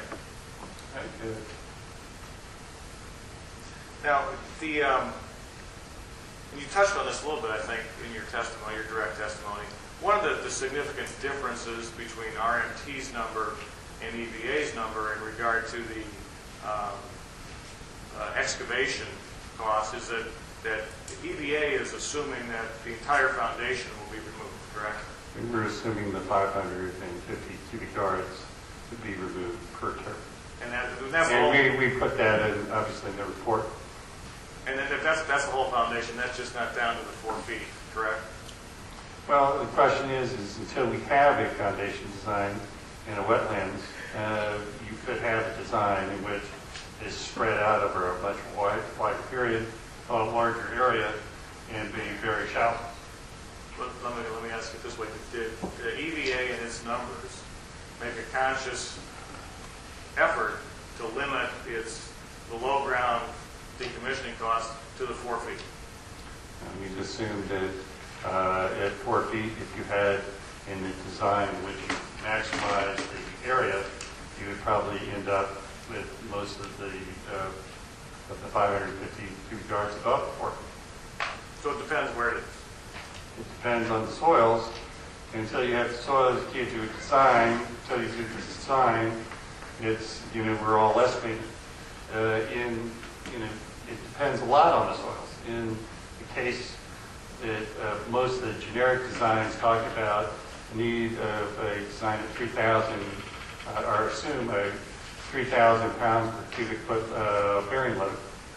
Well, that's a great soil, effective soil, but gentlemen probably realize that there's no way in an agricultural area that you want 3,000 pounds per cubic square foot bearing strength, that it's probably likely 800 or less in a wetlands in terms of bearing strength. You're not going to get the same bearing strength, and as a result, it's likely that it could be much greater than 550 550 cubic yards if the bearing soils in certain areas are so poor that you require really deep or really wide foundations. And of course, the frustration is, in an ideal world, we would have a design which we could review for the soils, and instead of excavating it, put in what the actual number is. You're not comfortable with the Lee County engineer being able to make that determination? Well, let me put it this way. I was uncomfortable with the way RMT and Sargent and Lundy estimated what the costs are. And if your future engineer makes the same errors as what RMT and Sargent and Lundy did, yes, I'm worried that the local zoning guy might not want to do the level of effort necessary in order to check all the numbers. One would hope so, but it takes a lot of time and effort in order to do it. And if it's anything like what was the draft, you would have, I would imagine that he would have a lot of problems with it. So you're not confident the Lee County engineer, who's a professional engineer, couldn't do the work you at the level you do it. Objection has been answered. Overruled. Cross-examination. Just answer. Overruled. You know, first of all, I don't know the zoning engineer, so I don't know what his background, so I have no basis in order to answer that question about where the other. That answers it. Thank you. When you talked a little bit about the roads, Yes? and the assumption, one assumption that EVA made about the roads is a gravel depth of 18 inches, correct? That's correct. And with a geotech fabric underneath that, correct? Yeah, we put all our assumptions out, because obviously, to the extent to which we're making assumptions, we want to make sure that you all know what our assumptions were. Sure. I appreciate that. Now, with all that being said, and there's obviously things that you and I certainly are going to disagree about, but I take it you would agree with me that RMT's $13,721 calculation for Lee County makes Green River look a little silly, doesn't it? I believe it does. And so I'm guessing you also would agree with me that when Green River actually presents its decommissioning plan, it's going to have to do better than that. One would hope so. Thank you. Thank you. Members of the board, questions of Mr. Hewson? Mr. Burrow? Just to summarize then, that I have your figure correct, your cost without the load removal per turbine that you had is what figure? If you go to the table called decommissioning costs and the estimates, where the net is $16,987,122 without the road removal. It's And on it's also on page 9 of your PowerPoint, right? page 9 of my PowerPoint and page 3 of the weekly report, rather, what's that? So yes, that is the total for the 87 turbines. And so if you, in essence, divide by 87 and multiply by however many turbines there are that are currently, if you're understanding, in Lee County at this time, I believe it's 59 turbines. You could come up with a calculation of what it is without the roads. You'd be glad to make that calculation if you'd like to calculate something. I guess that's why I asked the question. You didn't have a calculation of what that is. I could do it right here. That's why I thought maybe I missed it. No, what I did for you gentlemen was assume I came up with the 13.22 million being also the last line on that same table, assuming adding in the roads. I made that calculation. So if originally you were to remove all the surface up even to the 48 inches that they talked about, it's closer to the 13.2 million because it wouldn't include all the roads.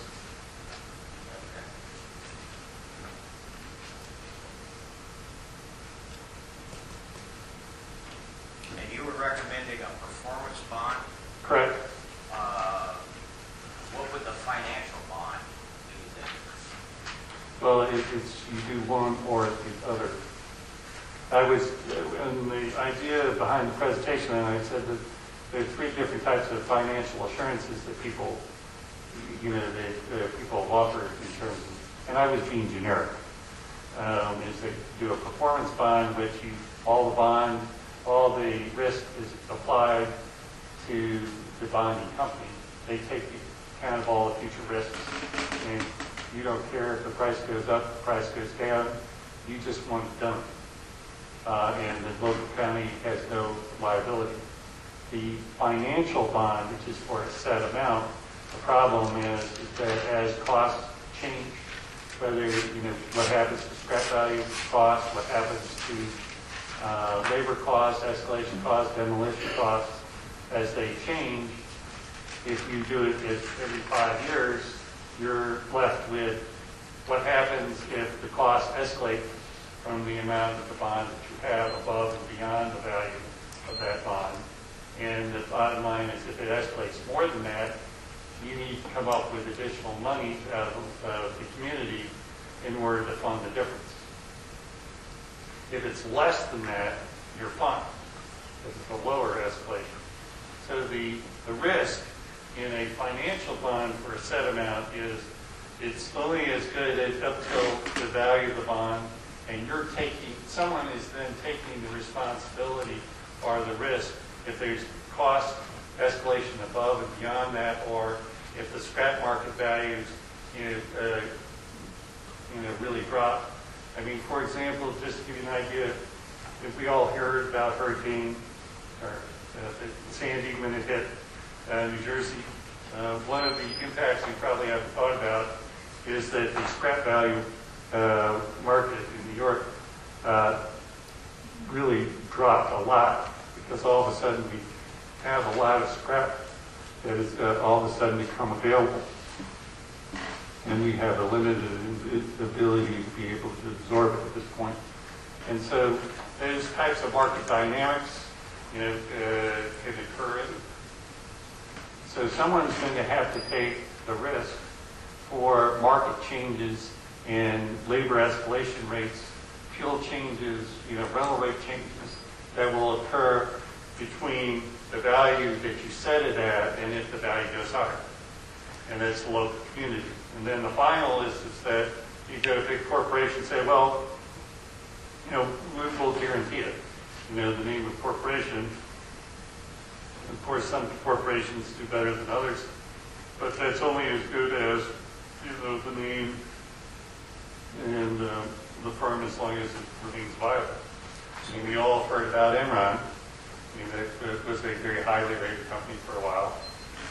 It isn't worth as much anymore. So you're saying that, based on this, that the most expensive form would probably be the performance bond, going down the ladder, then the second most expensive would be the financial bond, where the local people would have to reevaluate every year, every 5 years. Or less than. You may want it, if it truly is the national average, it's between 2 and 5%, and depending upon how much the bond is set above, the projected value, you may want to do it in less than 5-year increments. What I was saying is not the cost, but is the difference between the vehicles is who is absorbing the risk. So performance bond is the one in which you don't absorb any risk, or the least amount of risk, and the financial assurance is on the other side of the equation, which is you could be absorbing 100% of risk if the company fails. That's all. Thank you. Mr. Bolte? Mr. Fassler? Is there windmill companies out here that have performance bonds? It's something new. We do it in other parts of the industry, but it is not something that's been common practice in the industry as yet. Do they bond an LLC? What you're doing is you're actually bonding a scope of work in order to get done. And so you're not bonding an LLC per se. You're bonding a scope of work that will be completed. I guess could the LLC get a performance bond? I would say that it's a matter of, you can always come to an agreement. It's all a matter of the dollars. That's all I have. Thank you. Yeah. No question. I just wanted, first thing, I want an interpretation on page 15. There's a chart at the bottom that lists the rates of inflation. I understand the bottom number of the CPI, probably cost price index. I do not know what the PNR BCI index is or an RLP index. Those are construction cost indices. Engineering news record is a construction cost, is a construction index. And an RLB is another construction index by another.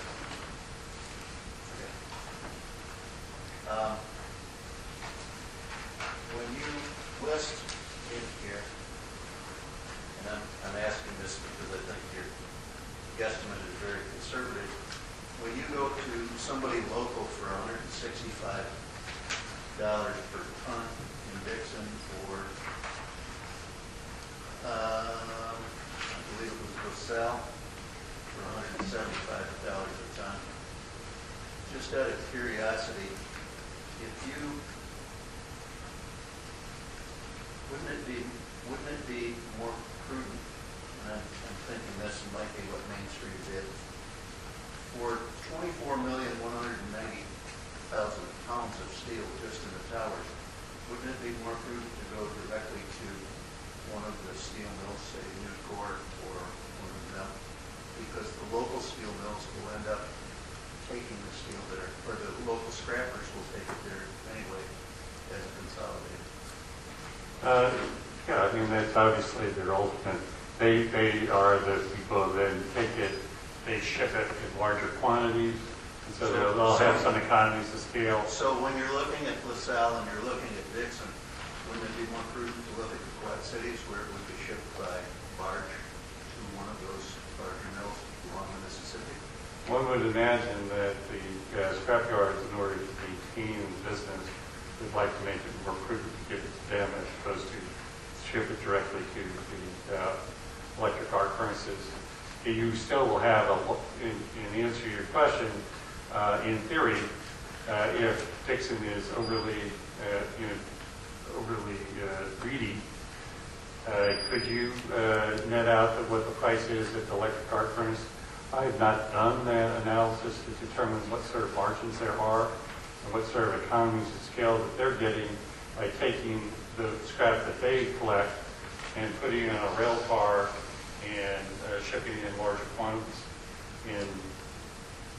So I haven't done that analysis for I you. can tell you from experience that in the Quad Cities you can take money. This is not the time to tell Okay. them. Question? I know. I just think it's too conservative. John, Okay. any other questions? No. Okay, questions from other interested parties? Pat Scully, Robin Ackerson, Giles Cowledge. No, thank you. Rich Boris, Marie DeSummer, Stephen Rotary, No questions. Bob Logan,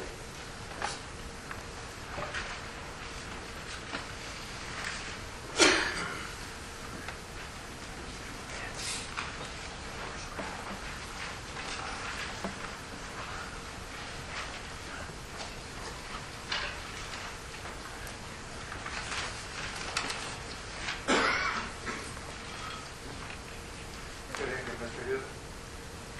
Did you have an opportunity to look over the whole Green River wind farm project as far as your decommissioning study?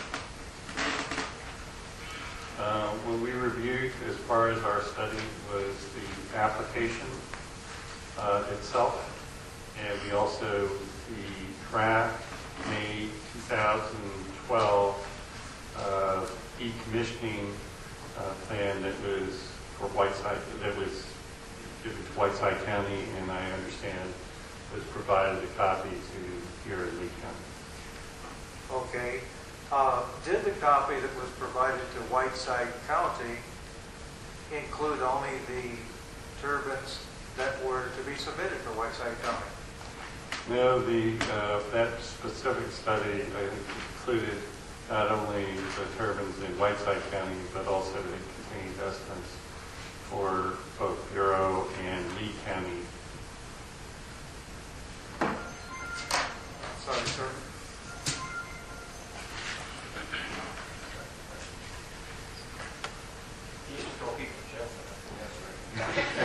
That's far.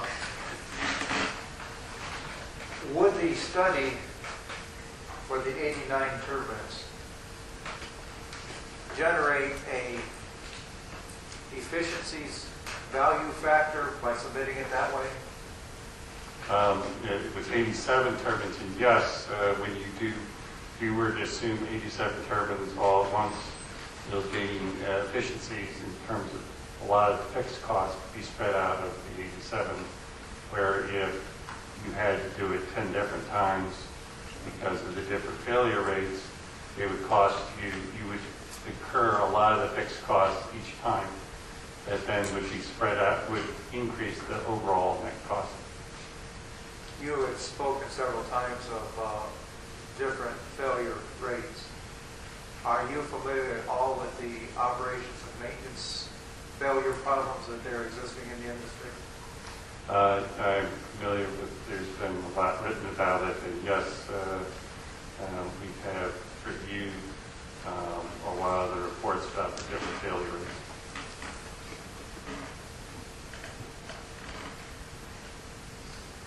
Do you know of those 89 turbines, how many were proposed for Lee County as compared to Bureau and Whiteside? In the report, in the Whiteside report, I believe that there, of the 87 turbines, I think,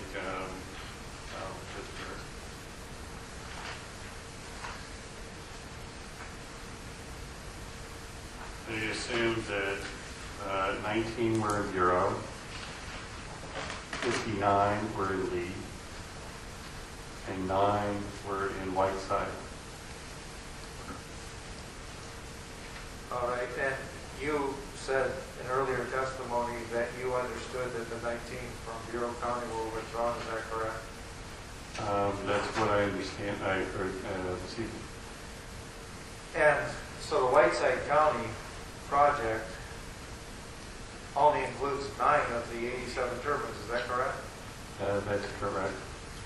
So those numbers that were proposed would probably not be very accurate for even a Whiteside County project if you only did 9? Correct. Did you say that the bonding, performance bonding was somewhat like insurance? I believe the question was people who do bonds tend to be insurance companies.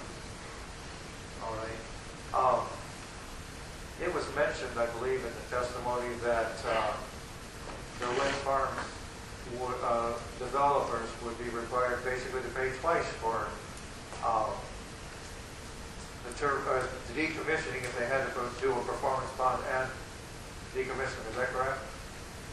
Well, that was, I believe, I interpreted the question being if they were paying for a decommissioning bond or a performance bond, and then they had the assets in order to do the fund, that then they would be paying in essence twice, or alternatively, in that they're paying someone to absorb the risk of the decommissioning project, that they would be paying someone for that risk in addition to the cost of the project.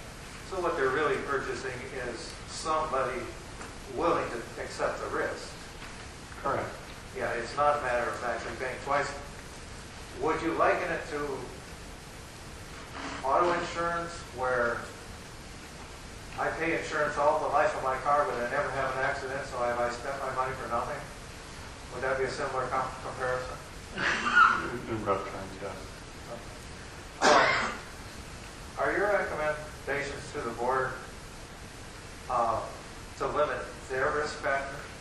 I was saying, how do you go about trying to limit the risk to the local community? Would you If say I assume that? what you would, Would you say that it's absolutely essential to start out with the best possible numbers you can? yes. It's also true that if you do not financial institutions, we've addressed this, I realize you're not a financial expert per se, but you have done quite well in answering some of those things. Finance companies, do they not start with a beginning number and then project their risk from that starting number? I mean, the more certain that starting number is it not more, the more certain their final number might be? Right. You would imagine that a bonding company would like to have great certainty in terms of what the scope of work would be and what risks that they are absorbing in order to be able to quantify those risks and trying to price the bond. Would it be fair to say that the performance bond takes the variables out of it for the governing bond? Yes, it was a way to completely reduce the risk that would be absorbed from all the different types of things that could happen to the local community if you had someone else responsible for any of the changes in the cost. As a developing industry, aren't there a lot of variables at the present time? Indeed, in this one, at the very core, there's at least, I've identified at least 7 or 8 different variables that are changing. They could increase the costs and escalate it.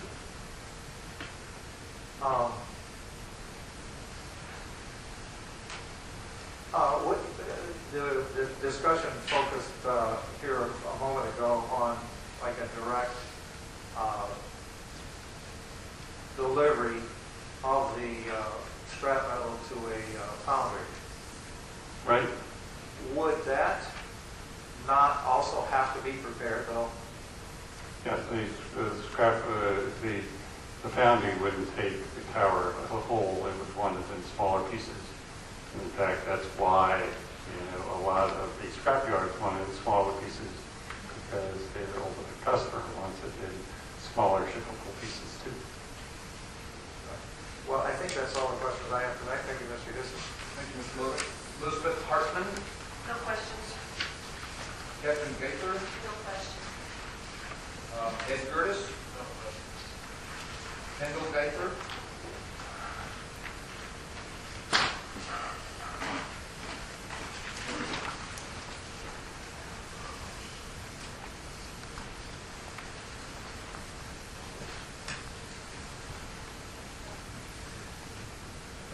Are you aware that under construction of a wind farm that there's usually an agreement with the county or township road commissioners for any payment for road damage? I'm aware that the agreements that I'm familiar with do contain provisions for that extent, yes. The proposal by Mainstream here, was there any estimate for payment for road damage for decommissioning that you saw? Not that I saw. In your estimate, was there any allowance made for possible road damage to the township or county roads? Not that I saw. But could there be some damage to the roads? There's always a possibility that there could be damage if you don't size it down enough and you need larger trucks. The chances of road damage is much greater. Thank you. thank you, Jean Geldon, No. Nancy Timble, No questions. Jim Timble,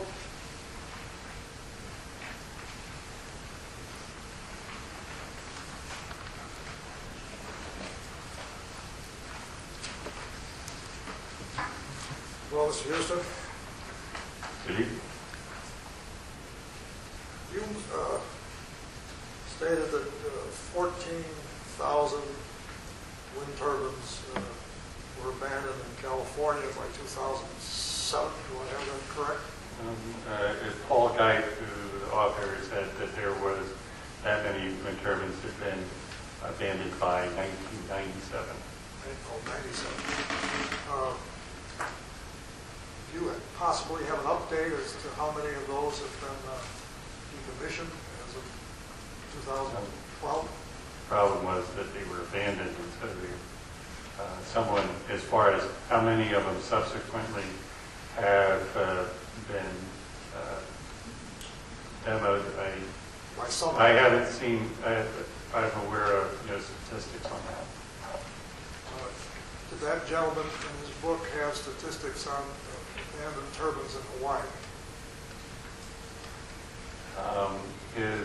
The specific 14,000 estimate was limited to just California, and he recognized that there were likely to be others outside of California. Going to Mr. Burrow's question about and LLC back issue, performance bond, financial surety bond.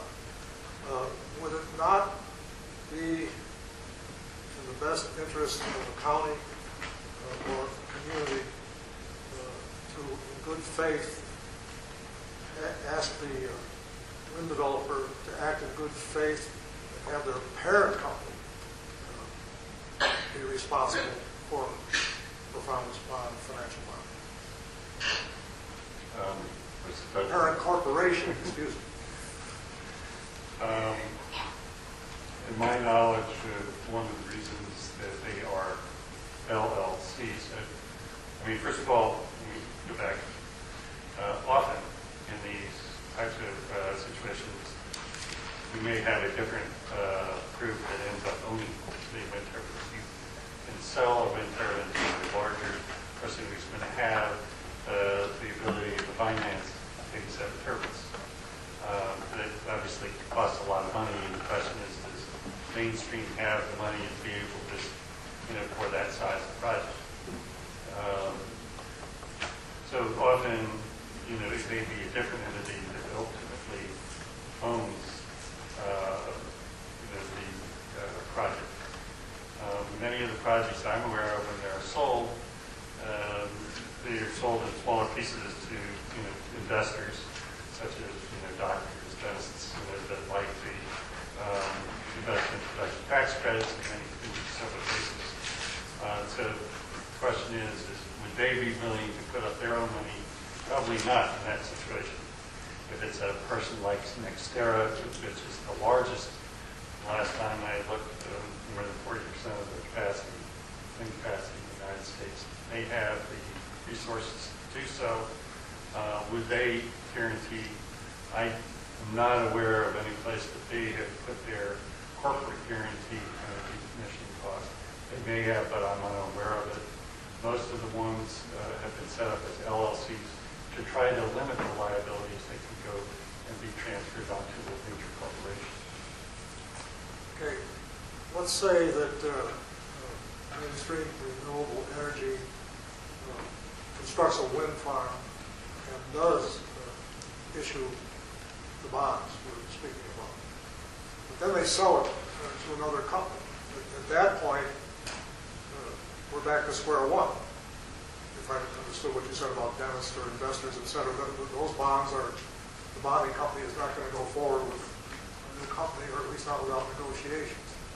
Okay, so if the performance bond, in this case you're talking about a financial bond or a performance bond is no longer funded, then it would trigger a decommissioning event. And so whoever they sold it to would have to absorb the financial cost of it in order to continue operation of the project without triggering automatic decommissioning. Okay, so there is safety there, correct? Right, so once the bond is no longer being paid for, that would be an event that would trigger the decommissioning of the project. You stated that a crane cost $3.6 million to set up.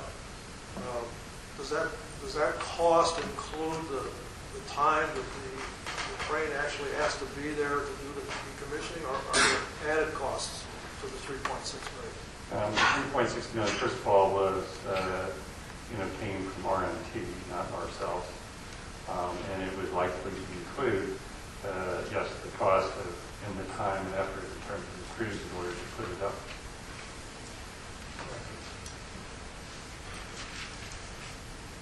Would not the direction of a post-construction crane cause new property damage, possibly the crops that are done in the winter, just damage to the land? There would be extra costs that would have to be taken care of one way or the other. In theory, if they could create road damage, do other types of damage, but is it a should I assume that that would happen? And for purposes of what we did was we didn't have any better data to come up with a different number than what they did, so we used their number for the localization.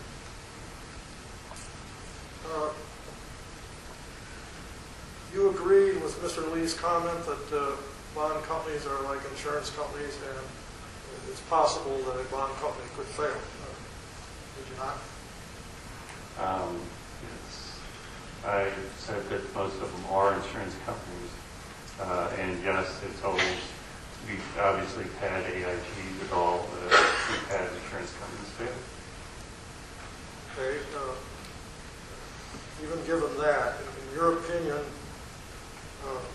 is not a decommissioning plan backed by a performance surety and financial bonds by far the best second-to-none guarantee a county can facilitate for the removal of wind turbines?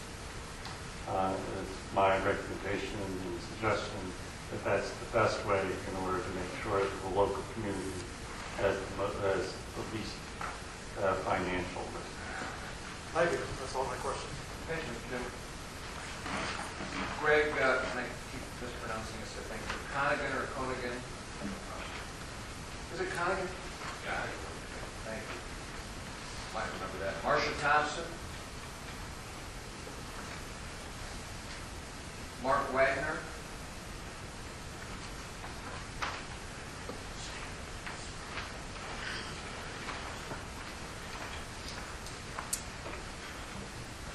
Mr. Hewson, have any wind projects in the United States of America been successfully decommissioned, to your knowledge? Well, one thing to keep in mind, we started building them in the early 80s, so there are many. The decommissioning plans that all came into effect after we got tired of seeing rusting pumps, I would say. So when we started requiring the decommissioning plans, there aren't as many, they're not old enough for the most part. But there have been ones that have been decommissioned and repowered. Not to say that there aren't any. You mean individual turbines that have been decommissioned? In terms of projects, yes. But not an entire project? In some cases, we had a decommission project because we wanted to replace it with something else. Okay. And can you tell me when, if But I should note in the answer to your question, I mean, there's obviously hundreds upon hundreds of those, and I don't have data on all of them. if a wind project comes to an end because it became obsolete, the company went out of business, whatever might happen, what happens to those turbines at that point if there was no decommissioning plan? The problem we had was it was like the picture you saw there in Hawaii, that they were just rusting in place. And do they pose, at that point and after that point, do they pose any potential threats to humans or wildlife? Well, most of the time they're non-functional, so they're not turning because they're no longer producing electricity. And so the answer is they're not the risk that they are when they were operating. With the blades going at very fast speeds. As far as the safety risk, if and when the tower or should the tower fail and it fall down, there's obviously a risk it's going to hit something. And do you know of any instances where the brake mechanism has failed and the turbines spin wildly and nearby roads need to be closed down because of the potential danger? Jeff, I think it's beyond the scope. I don't think what there's anything to do with decommissioning. I'm presuming the question means after a turbine has been decommissioned, but not after a turbine has stopped operating, but has not been decommissioned and removed. That's correct.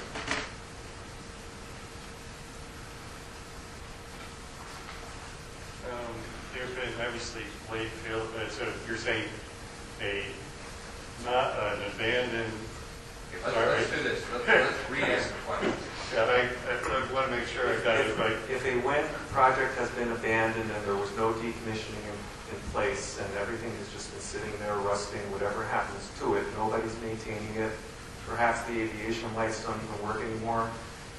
Do you know of any instances where the brake mechanism on those blades has broken, so the blades just spin out of control wildly, can disintegrate, causing local police to close roads off during that process? The blade failures have been documented in operating wind turbines. I know of no situation that where an abandoned wind turbine continues to spin and goes and creates damage. I know of no instance that has occurred. Okay. Your Honor, did you say there will be a time for public closing comments, or? We're long.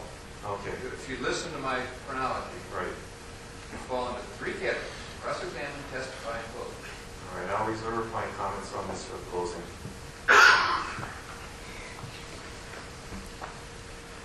Thomas Steffen. David Ackerson. I'm sorry, I just didn't hear you. No. Jose Ware or Moore. Karen Kenny. Julie Van Laar. Brian Van Laar. All right, folks, that's the half sheets. Are there any folks here who did not sign up but now wish to cross-examine? Please raise your hand and I'll try and do it in order. Mr. Chairman, seeing no hands, and it being 22 minutes after, I suggest that this be the end of this evening and recommend you continue it to see everybody tomorrow night, which will be 3 in a row.